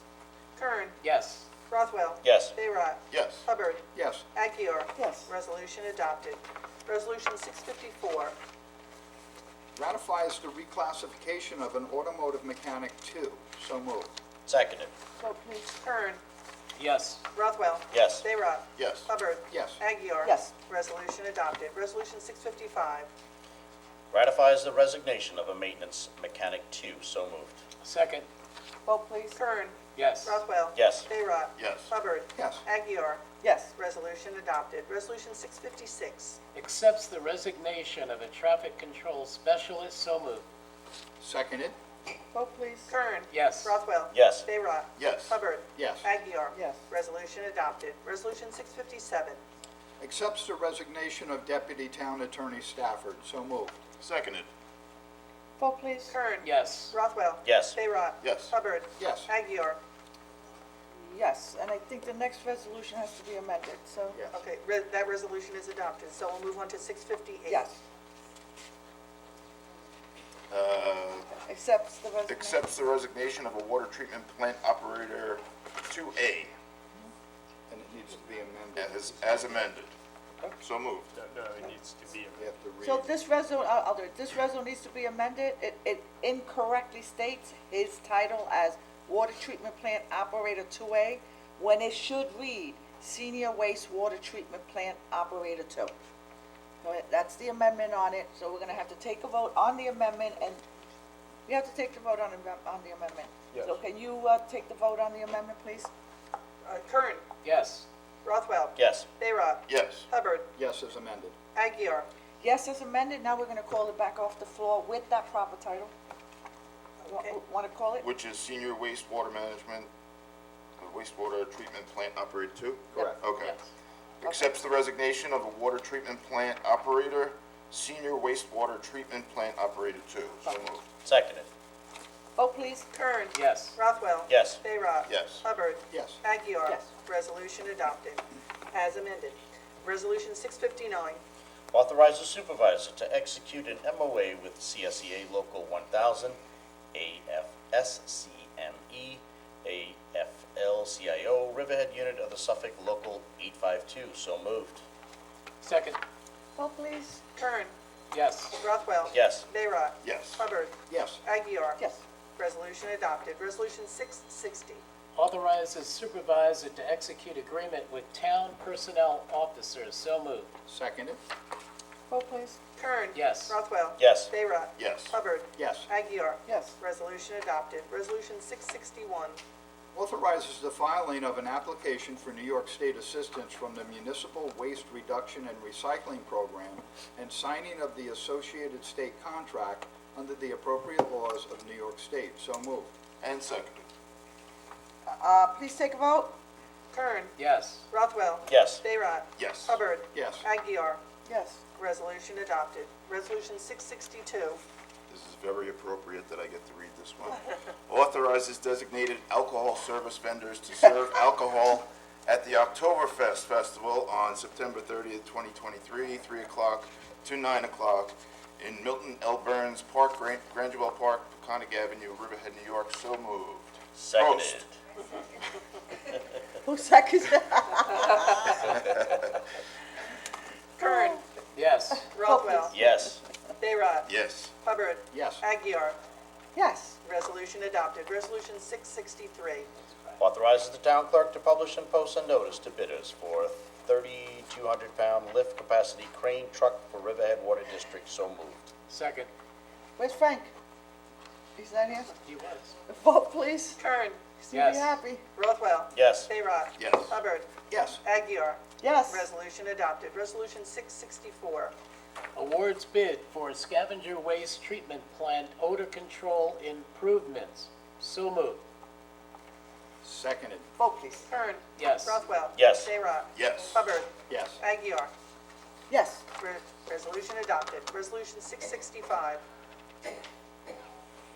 Authorizes acceptance of New York State Downtown Revitalization Initiative Round 5 funding. So moved. And seconded. Yes. Good. Kern. Part of our $10 million Yes. grant. Vote, please. Rothwell. Yes. Sorry. Bayrod. Yes. Hubbard. Yes, thank you, Dawn, and the CDA for all the work you put in on this. Aguirre. Thank you for the state for believing in us. Yes, absolutely. I mean, a lot of work went into I that. don't want to shortchange the state for Yep. their participation. So yes, I vote absolutely yes. Resolution adopted. Resolution 666. Adopts a local law to amend Chapter 301, Part 4, Subdivision and Land Development, Article 57, Special Permits of the Riverhead Town Code. So moved. Seconded. Vote, please. Kern. Yes. Rothwell. Yes. Bayrod. Yes. Hubbard. Yes. Aguirre. Yes. Resolution adopted. Resolution 667. Adopts a local law to amend Chapter 231 of the Riverhead Town Code entitled Fire Prevention. 231.9 Installation Permits, Operational Permits, Fees. So moved. Second. Vote, please. Kern. Yes. Rothwell. Yes. Bayrod. Yes. Hubbard. Yes. Aguirre. Yes. Resolution adopted. Resolution 668.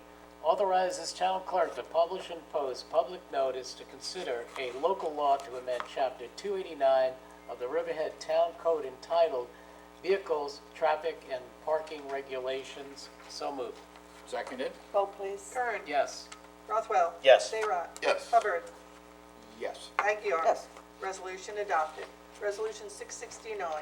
Assigns the oversight of the update to the town's comprehensive master plan, Department of Economic Development, and Planning, the Planning Department, and Building Department to Dawn Thomas, Community Development Director. We're going to table this? Yes, so we're gonna I take make a a, motion to table can I get a second to table? Town please? Board Second. Resolution 669. Okay, got a second from Bayrod, and let's take a vote on tabling this resolution number 669. Kern. Yes. Rothwell. Yes. Bayrod. Yes. Hubbard. Yes. Aguirre. Yes. Resolution 669 has been tabled. Resolution 670. Appoints a member to the Suffolk County Annual Gabreski Community Advisory and Review Board. So moved. Seconded. Vote, please. Kern. Yes. Rothwell. Yes. Bayrod. Yes. Hubbard. Yeah, I want to thank John Cullen for doing that. He has expertise in the aviation field, and he's done this before, so I appreciate him coming back and volunteering this time. Aguirre. Yes, I also like to thank John. I worked with him a few years ago with the issue we had with aviation. He's been good, and I hope he served us well. And initially, when this happened, it was they told us, the county, that we needed 2 individuals.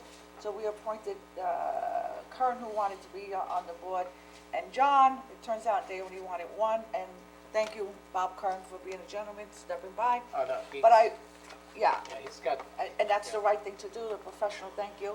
And also, these meetings are open to the public, anybody can go, anyone can speak, you can write in, so it's not like a closed meeting. So it's open to the public anyway, regardless of whether you are appointed by the town or not. So yes, I vote yes. Resolution adopted. Resolution 671. Accepts final environmental impact statement for the site plan application of 203 to 213 East Main Street Mixed Use Building, 203, 213 East Main Street, Riverhead, New York, Suffolk County Tax Map Number 600-129-1-17, 18, 19, 20. So moved. second. Vote please. Kern. Yes. Rothwell. Yes. Bayrod. Yes. Hubbard. Yes. Aguirre. Yes, before I vote, well, I just did vote, I said yes, but I just want to make a comment that this application has been in the system since 2016. This was a long time coming. It took a lot of adjustments, it took a lot of effort, but the entire town worked together. And I'm also, I want to ensure that if there is a problem with the water, they get the proper hookup, and then we're not going to go and build the entire town's infrastructure. And again, I'm saying it again, that's not the way that we're going to operate. If we have to build the infrastructure, we have to put in for our grants. And so I finally saw the final product, the final site plan and the pictures. They're beautiful. This is for moderately priced homes. Anyone that's into building knows that you need all type of housing in order to make a vibrant and dense location. Those are the basics 101 of development and making vibrant towns, is to have all types of housing, and this is going to be a great one for us, and I vote yes. Resolution adopted. Resolution 672. Eric, we're going to table this. You want me to read it first and then table? Yeah, so we can read the Okay, resolution, okay. Read the resolution. and then I'm going to ask for a vote. Yep. Someone make a motion Okay. to table. So assumes lead agency status and issues negative declaration pursuant to SECRA for the special permit application of Sandy Pond Links Mini Golf Course, 1495 Roanoke Avenue, Riverhead, New York. Suffolk County Tax Map Number 600-82-1-12-1.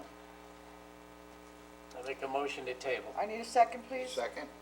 Thank you. Please take a vote on tabling this resolution. Kern. Yes. Rothwell. Yes. Bayrock. Yes, to table. Hubbard. Yes. Aguirre. Yes. Resolution 672 has been tabled. Resolution 673. Classified site plan application entitled Hildreth Real Estates Advisors, Calverton A Type 1 action pursuant to SECRA, initiates coordinated review and requests lead agency status 1001 Scott Avenue, Calverton, Suffolk County Tax Map Number 600-135.10-1-1. So moved. Seconded. Vote, please. Kern. Yes. Rothwell. Yes. Bayrock. Yes. Hubbard. Yes. Aguirre. Yes. Resolution adopted. Resolution 674. Classifies action pursuant to SECRA and grants administrative approval for the site plan application entitled Riverhead Free Library Front Entrance, 330 Court Street, Riverhead, Suffolk County, tax map number 600-128-2-21.3. So moved. Seconded.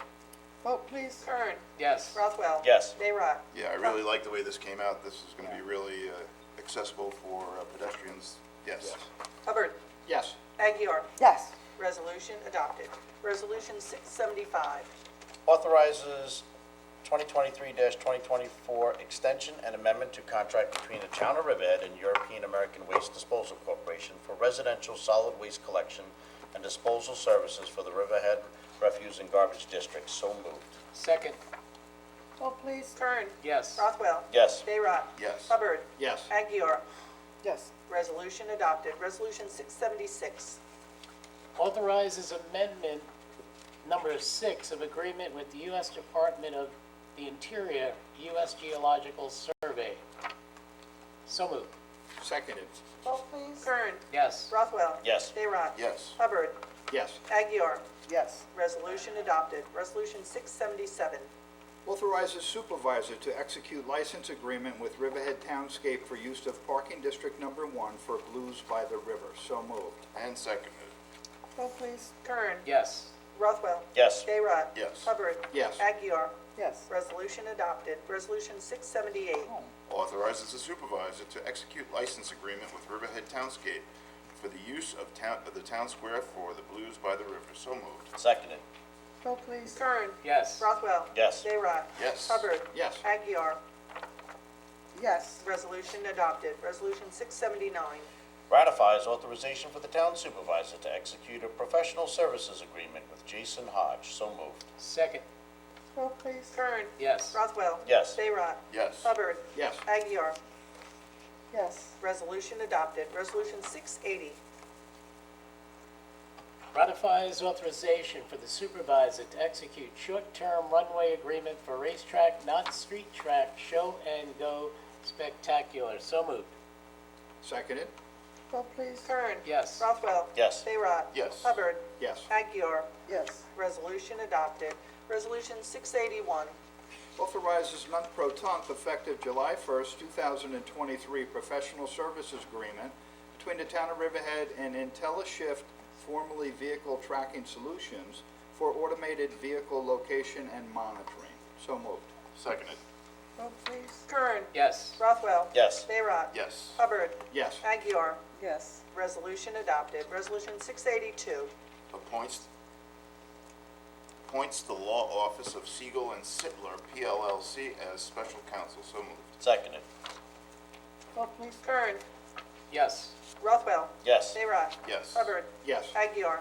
Yes. Resolution adopted. Resolution 683. Waives fee for use of showmobile for Blues by the River. So moved. Second.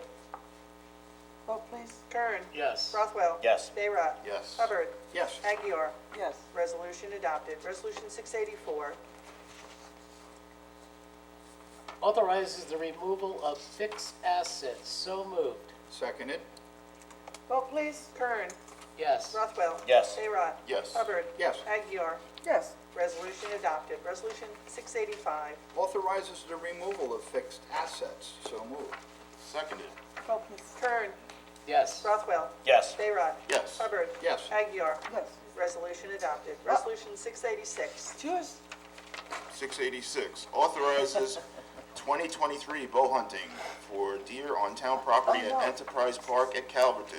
I thought it was Suffolk paid County up. Tax Map Number 600-135-1-7.33 et al., 1751 Sound Avenue, Calverton, Suffolk County Tax Map Number 660-1-2, and Middle Road, Riverhead, Suffolk County Tax Map Number 600-80-2-10.1. So moved. Seconded. Vote please. Kern. Yes. Rothwell. Yes. Bayrock. Yes. Hubbard. Yes. Aguirre. Yes. Resolution adopted. Resolution 687. Yield the floor to Councilman Bayrock. Pay the Yes, bills. thank you. So moved. He gets that one till the end of the year. Kern. Vote please. Yes. Rothwell. Yes. Bayrock. Yes. Hubbard. Yes. Aguirre. Yes. Resolution adopted. Resolution 688. Amends Resolution 2021-140 adopted on February 12th, 2021 to set membership at 11 members, make appointments of officers and members, and set terms for officers and members appointed to the Anti-Bias Task Force. So moved. Second. Vote please. Kern. Yes. Rothwell. Yes. Bayrock. Yes. Hubbard. Yes. Aguirre. I wish everybody luck, and we need to work with the town. All boards have to work with the town, and we're here to help you and to make this a good community effort, and best of luck, and thank you for volunteering. And I vote yes, and before we go on to resolutions, a few announcements came forward, and actually, oh, Resolution adopted. I'm sorry. I'm so into like getting this out You've got your for you, thoughts. before the public comments, because that could take some time. So yesterday, we announced there'll be a prayer ceremony honoring the victims of 9/11, terror attacks on the World Trade Center, and the prayer service, will be a very small prayer service. It'll take place at the Riverhead World Trade Center Memorial Park, and it's located at the corners of Riley and Edwards Avenue, and again, that's at 10 o'clock in Calverton on September 11th. And further that evening at 6 o'clock, Sound Park Heights Association President Tom O'Hare, he's going to host the association's annual 9/11 vigil. It begins with a candlelight remembrance procession, and that starts at Marine Street in Reeves Park, and Marine and Sound, and that's it'll end at the 9/11 Memorial Park on Sound Avenue and Park Road. So remember, it's a small procession going. That's at 6, and then at 6:30 is the actual ceremonies and the vigil will begin. And we're hoping that maybe you can attend one or both, and just in remembrance of one of America's saddest day. And another note, while we'll be looking into this before your 6 o'clock meeting, I think we got the first cannabis license to be issued by the town, and I have to call over there. There is a location, and we'll have to work out. I'm not sure, but I think from what I was told that there should be a public hearing on our response, and it just came in. We'll, just so you know, I'll give you, more details on it, but I think we got it at 1201 Osborne Avenue. So that's near Pulaski, is that near the school? Chroma, What's the address? 1201, Osborne? yeah. 1201 Osborne, so in either case, we have to go look at the stuff, so I think that should be part of your meeting today, because we do have a notification that they possibly are issuing a license and they identify the location, and we have that meeting today, so it'll be something for you to explore. I don't know if they knew that, that information just came in just within, if they knew you're having a meeting and they said, okay, address that. So that'll be interesting, and then aside from that, we're gonna go back to the meeting. Anybody else have any other announcements? We're good? We're gonna continue with the meeting? It's north of Route 58, just for Yes, it's right behind 58, so. Eagle Chevrolet and the Highway Department. Okay. All right, so we'll get you Councilman Mathwa, who's charged with this. He'll update the attorney's office. I definitely will like to participate in that. I'm sure there's going to be a public comment section, and the town will be responding on behalf of the constituents who, well, actually the business owners who are trying to locate the place. In the case, we'll move on to public comments on any matter. Anybody from the audience want to go forward?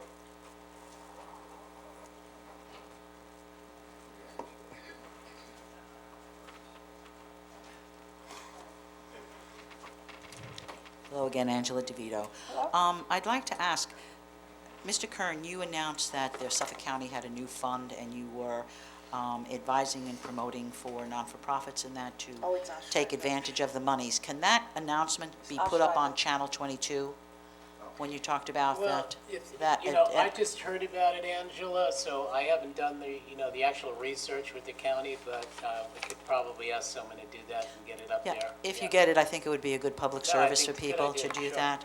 And also the announcements of, and thank you very much for the 9/11 ceremony on the town's memorial place there. Could those also be put up on Channel 22 if they have not? Yeah, well, already we would been have to that. hire people to come, and it's very expensive. Especially the 10 o'clock, I'm a victim from that, and I was seriously hurt. I survived it. I don't want to have, people filming, and now it's political time. Last year, there was 0 people when I went there at 10 o'clock. This That's is a true. prayer service for 5 minutes. Jim Wooten, Reverend Wooten is gonna say his prayer. You wanna see if you wanna get something publicized, but we will have to call people on overtime to do that. To put it up on Channel you're in 22 town. as an announcement? That's all I'm asking, Oh, is you that mean- I the thought you meant notice of filming it. I'm the sorry. notice of it be put, no, Okay. I don't mean film, no, I was not Yeah, talking that's about gonna be filming an at all. effort that would Just be- that it goes up as a public, a PSA on Sure. Channel 22. And I think That's all. a press release did go out, and Devin? Yes, is the it press on the release internet? did, yeah, I Wait, I received. just want to know if it's on the internet.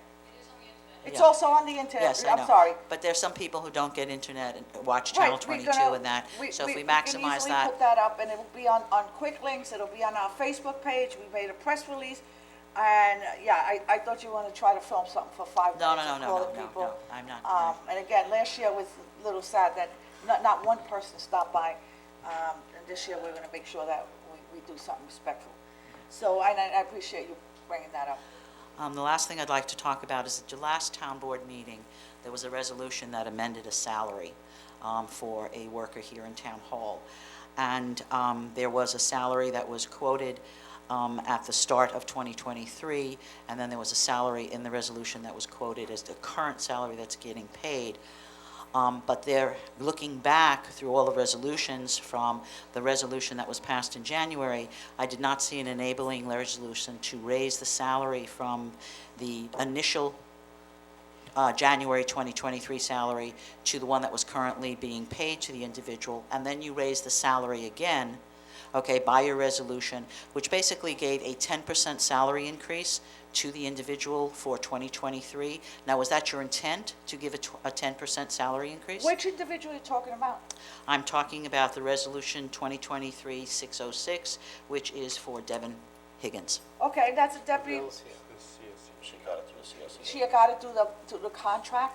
So it was a resolution that went in, it was overlooked, and so it was approved in the budget, the board approved the budget, it wasn't administered, and then on January, the CSEA, which is the contract, right, for all the town employees, raised people's salary, and that salary was reflected. So there wasn't a double, Well, your own resolution gives shows that between January 4th, 2023, there is a 5% salary increase that is being currently paid, and then now you also budgeted another 5% salary increase. We went from a That's the salary from $86,895.73 to a salary of $95,802.54. Okay. And my only question is that, was it the intent of the town board to give a 10% salary increase for the fiscal year 2023? Was that in the contract? Let me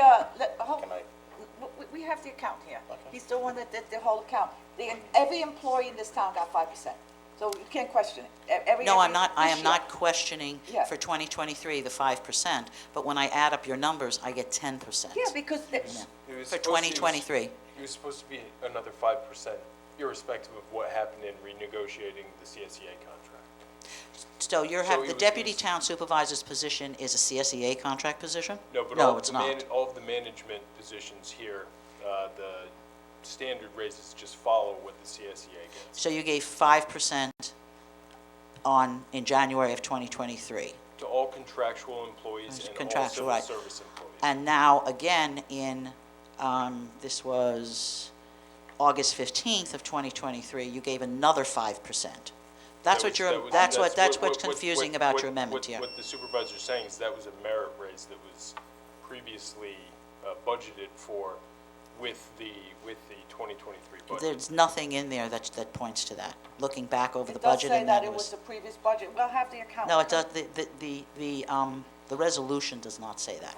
That's all. I'm just asking for clarity and precision here, because it looks as if there's been a salary increase that was not authorized, was provided for the past Don't 6 add or those 7 words, months. That's all. Angela. Okay. That's okay. There was resolutions passed by the board. And- I would prefer that you don't come up here and start going authorization illegal. Those are No, I'm words not. that people like I'm to saying claim. here, having done my research, there is no Well- authorizing resolution. This was discussed in detail the last board meeting, and you happen to be hopefully watching, and we did discuss what No, happened. actually, I was out working, Yeah, but- walking and working. But, Okay, the so- thing is that, their other thing is that on the impact statement, it's my understanding that the signature of the accounting staff is required on these fiscal impact statements.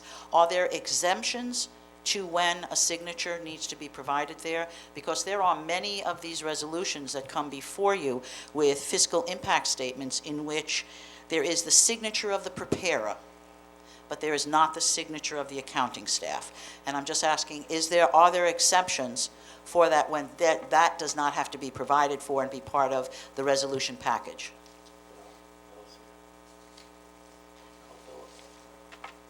Bill, you want to come up and ask?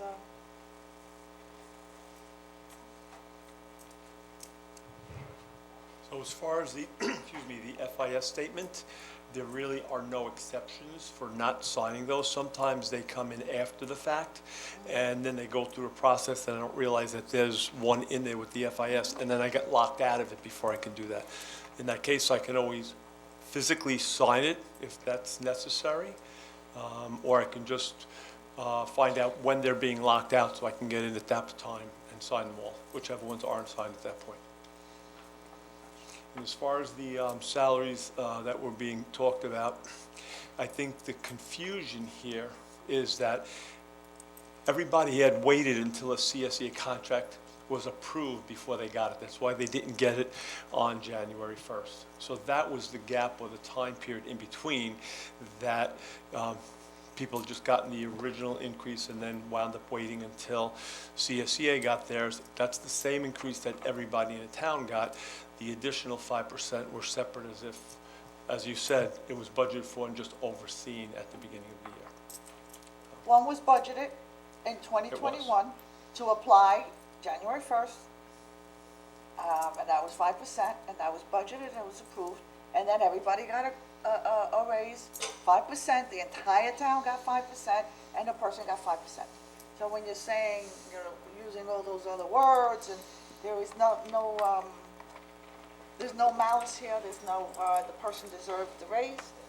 I put in for that person's raise, I could have put in for more, I didn't. We kept it between the average 3 to 5%, and that's after the person was working here for 3 years. So, and that's average to do. But in either case, people like to question that, we're moving on from that. We're gonna go to comments on other resolutions. Chip, do you have anything? I just want to say, I believe that the deputy supervisor's worth twice as much. We really got a discount on her through that resolution. Discount in and out, I'm just talking process, that's all. I am not judgmental about salary levels or anything else, I'm just asking for it to be clear, that's all, Frank. There is one thing I would like to say, this FIS or fiscal impact statement, Mr. Rothar just told us that oftentimes he gets them after the resolution comes in.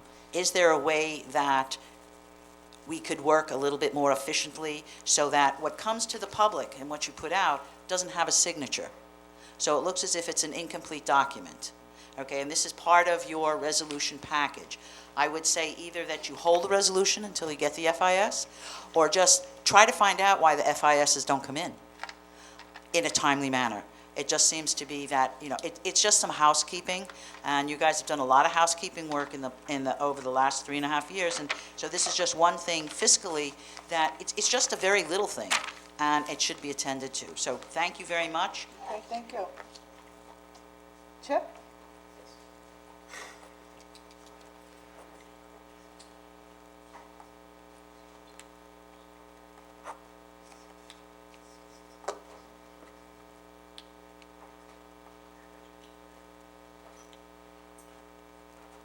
Hi, me again, Kathy McGraw from Northville.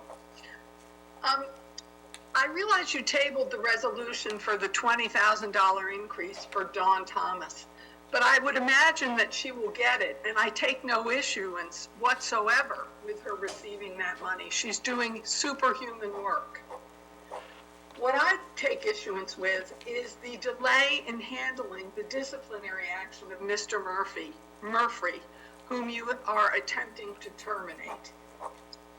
You sent a letter of charges in March, and he was suspended for 30 days without pay. But since April 22nd, he's being paid his full salary while not working.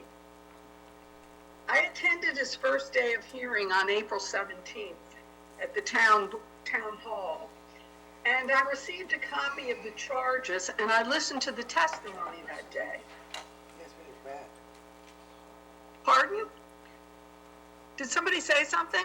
No, your audio's a little bit rough, but that's okay, Kathy. Devin? I'm sorry. Is that any better? That's Yeah, much that's better. better. Yeah, but we understood what you said. Okay.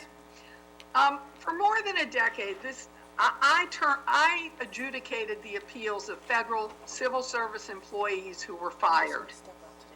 And needless to say, I have an opinion, having read the letter of charges and listened to some testimony. I'm pretty sure you're not interested in my opinion, and I don't expect to be asked for it. But what I don't understand is why the town has allowed this to drag on for 6 months with no end in sight and is not taking action to settle this case. We have paid Mr. Murphy almost $70,000. We're about to pay Ms. Thomas $20,000, and I don't see an end in sight. Before long, it will easily be $100,000 plus the attorney's fees you're paying to be represented in this case. All right, Ms. And I just don't understand, given the expenditures that this town is looking at, a new town hall, renovating the old, building restrooms at Veterans Park. I just don't understand why you are plunking out this money and not putting an end to this. And I'd just like to know if you can share with us whether you have any expectation of when this waste of money is going to stop. All right, Ms. McClaw, I'm going to let the town attorney handle it, but obviously it's in another court and we're waiting for a ruling on it. So he's gonna do it. I'm gonna be back. I'm just gonna go get something in my office. And the town attorney This is in litigation. It's not us, unfortunately, so I'll be right back. Okay. So, yeah, so Ms. McGraw, this is not by design of the town.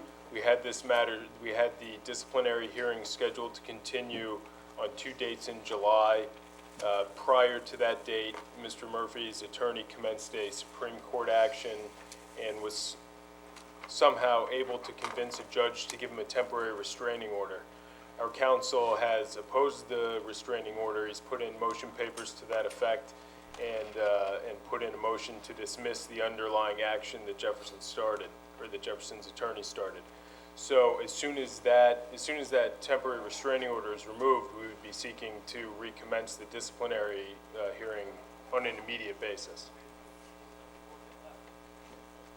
Thank you. I did read that he was seeking documents and the town was unwilling to produce them or Yeah, had edited out names and things. I understand there is a pending action in court. Yeah, it's my understanding that we gave close to 10,000 pages worth of documents, and it's my sense that the continued requests, both by FOIL and through the disciplinary hearing for further documents, are just an effort to delay conclusion of the matter. And so hopefully that temporary restraining order will get removed in short order, and we'll be able to recommence with that proceeding. Well, I hope that's the case, but I really think that this is one very complicated matter. And if I were the town, I would be settling this and moving on, because you run the risk of not only... The unfortunate thing, and you probably understand this, is it does take two sides to settle, and so it's not necessarily been by a lack of effort by the town. Okay, and I will not belabor the point. Thank you for the information. You're welcome. Barbara? Good afternoon, members of the board, ladies and gentlemen. My name is Barbara Blass, and I live in Jamesport. Town of Southold adopted a 12-month moratorium on battery energy storage systems, and Southampton recently adopted a 6-month moratorium. Concerns were raised by community members throughout the prolonged environmental review of Riverhead's proposed code. Subsequent to the neg deck determination by you as lead agency, the code was adopted in April, permitting Tier 2 BESS systems in 5 zoning use districts throughout the town, including 2 which permit residential development. In response to several BESS fires across the state, the governor's office has assembled a fire safety working group to investigate matters surrounding these incidents and revisit planning and best management practices for the installation, operation, and emergency response protocols. The list of active projects, planning projects posted on the town's website has not been updated since May of 2022. So it's not possible to determine if the town has received any additional BESS applications. I would urge you, as did the Riverhead Board of Fire Commissioners, to adopt a moratorium on the acceptance and/or further processing of BESS applications until the governor's working group presents its findings. You could start with a 6-month moratorium and extend it if additional time is warranted or needed. On another matter, I recently learned that land clearing and clear cutting don't mean the same thing. One can cut down trees to their stumps and not violation a prohibition against clearing. Land clearing includes the removal of the stumps. This vagueness in terminology is problematic when covenants and/or conditions of approval simply use the word "no clearing is permitted." So perhaps code revision could look into this, and while they're at it, I think it's important that we refine our definitions of warehouses to include the various types of warehouses, as we have come to learn that impacts are very different whether you're talking about a passive storage facility or a high-cubed warehouse or anything in between. And just on the matter of environmental impact statements, or FEAF, not even the impact statement itself, when you have a type 1 action, it really is helpful, and I would say it almost incumbent upon you to post the EAFs, at least with respect to type 1 actions, on the website. You know, we shouldn't have to foil these things. the secret process is supposed to include the public, and that's really our first step in getting an idea of what the town is looking at with respect to an application. So if you kind of perhaps ask as a matter of course that at least the FEAFs on type 1s, if nothing else, get routinely published. Thank you very much. I Thank you. appreciate your comment, your time. Barbara, Yes. just for your information, in regards to the moratorium on the BESS systems, I've been working with Matt Charters and members of the board, and we're going to present it on Thursday's work session. And we also have been working on another moratorium for the industrial development in the Calverton area, which I believe we're also going to be discussing on next Thursday's work session. So this is a second attempt at getting something? This is a second attempt at the Calverton industrial area and a first attempt on the BESS storage, and so far I think we've got pretty good support to run with this, so we will Well, discuss it at that's work good. session Okay, on Thursday. that's good to hear. Thank you very much. Next Thursday, sorry, not tomorrow. Yeah, so we were looking at a moratorium, so I could do my research, a moratorium on BESS storage, and what else, Tim? On the BESS storage systems and on the industrial area in the Calverton Baiting Hollow area. We're putting the final pieces together on it right now, and it will be ready for next Thursday's work session. Okay. On the BESS system, we're looking to go for the length that it takes New York State to do the commission they're putting together. And on the Calverton area, I believe we're looking for a 6-month moratorium on certain things. Okay. And whenever we create a moratorium, we also have to make sure that we run it through the planning board, to the New York State Planning Board, because they do have and they can overturn our moratorium, so I hope that legally that's included. What else do we have? Do we have anyone else? That's it?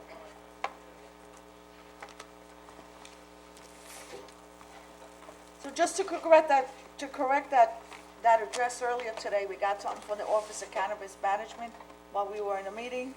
I got notification, now we got a written FedEx, and we're going to have a location that has been provided a provisional license, and the location is 1201, I stand correct, 1201 Ostrander Avenue in Riverhead, and today, hopefully that'll be discussed, you know, figure that one out, and That's the old Suffolk County National National Bank Bank, up yeah, behind that's what I'm Speedway looking gas at now. station.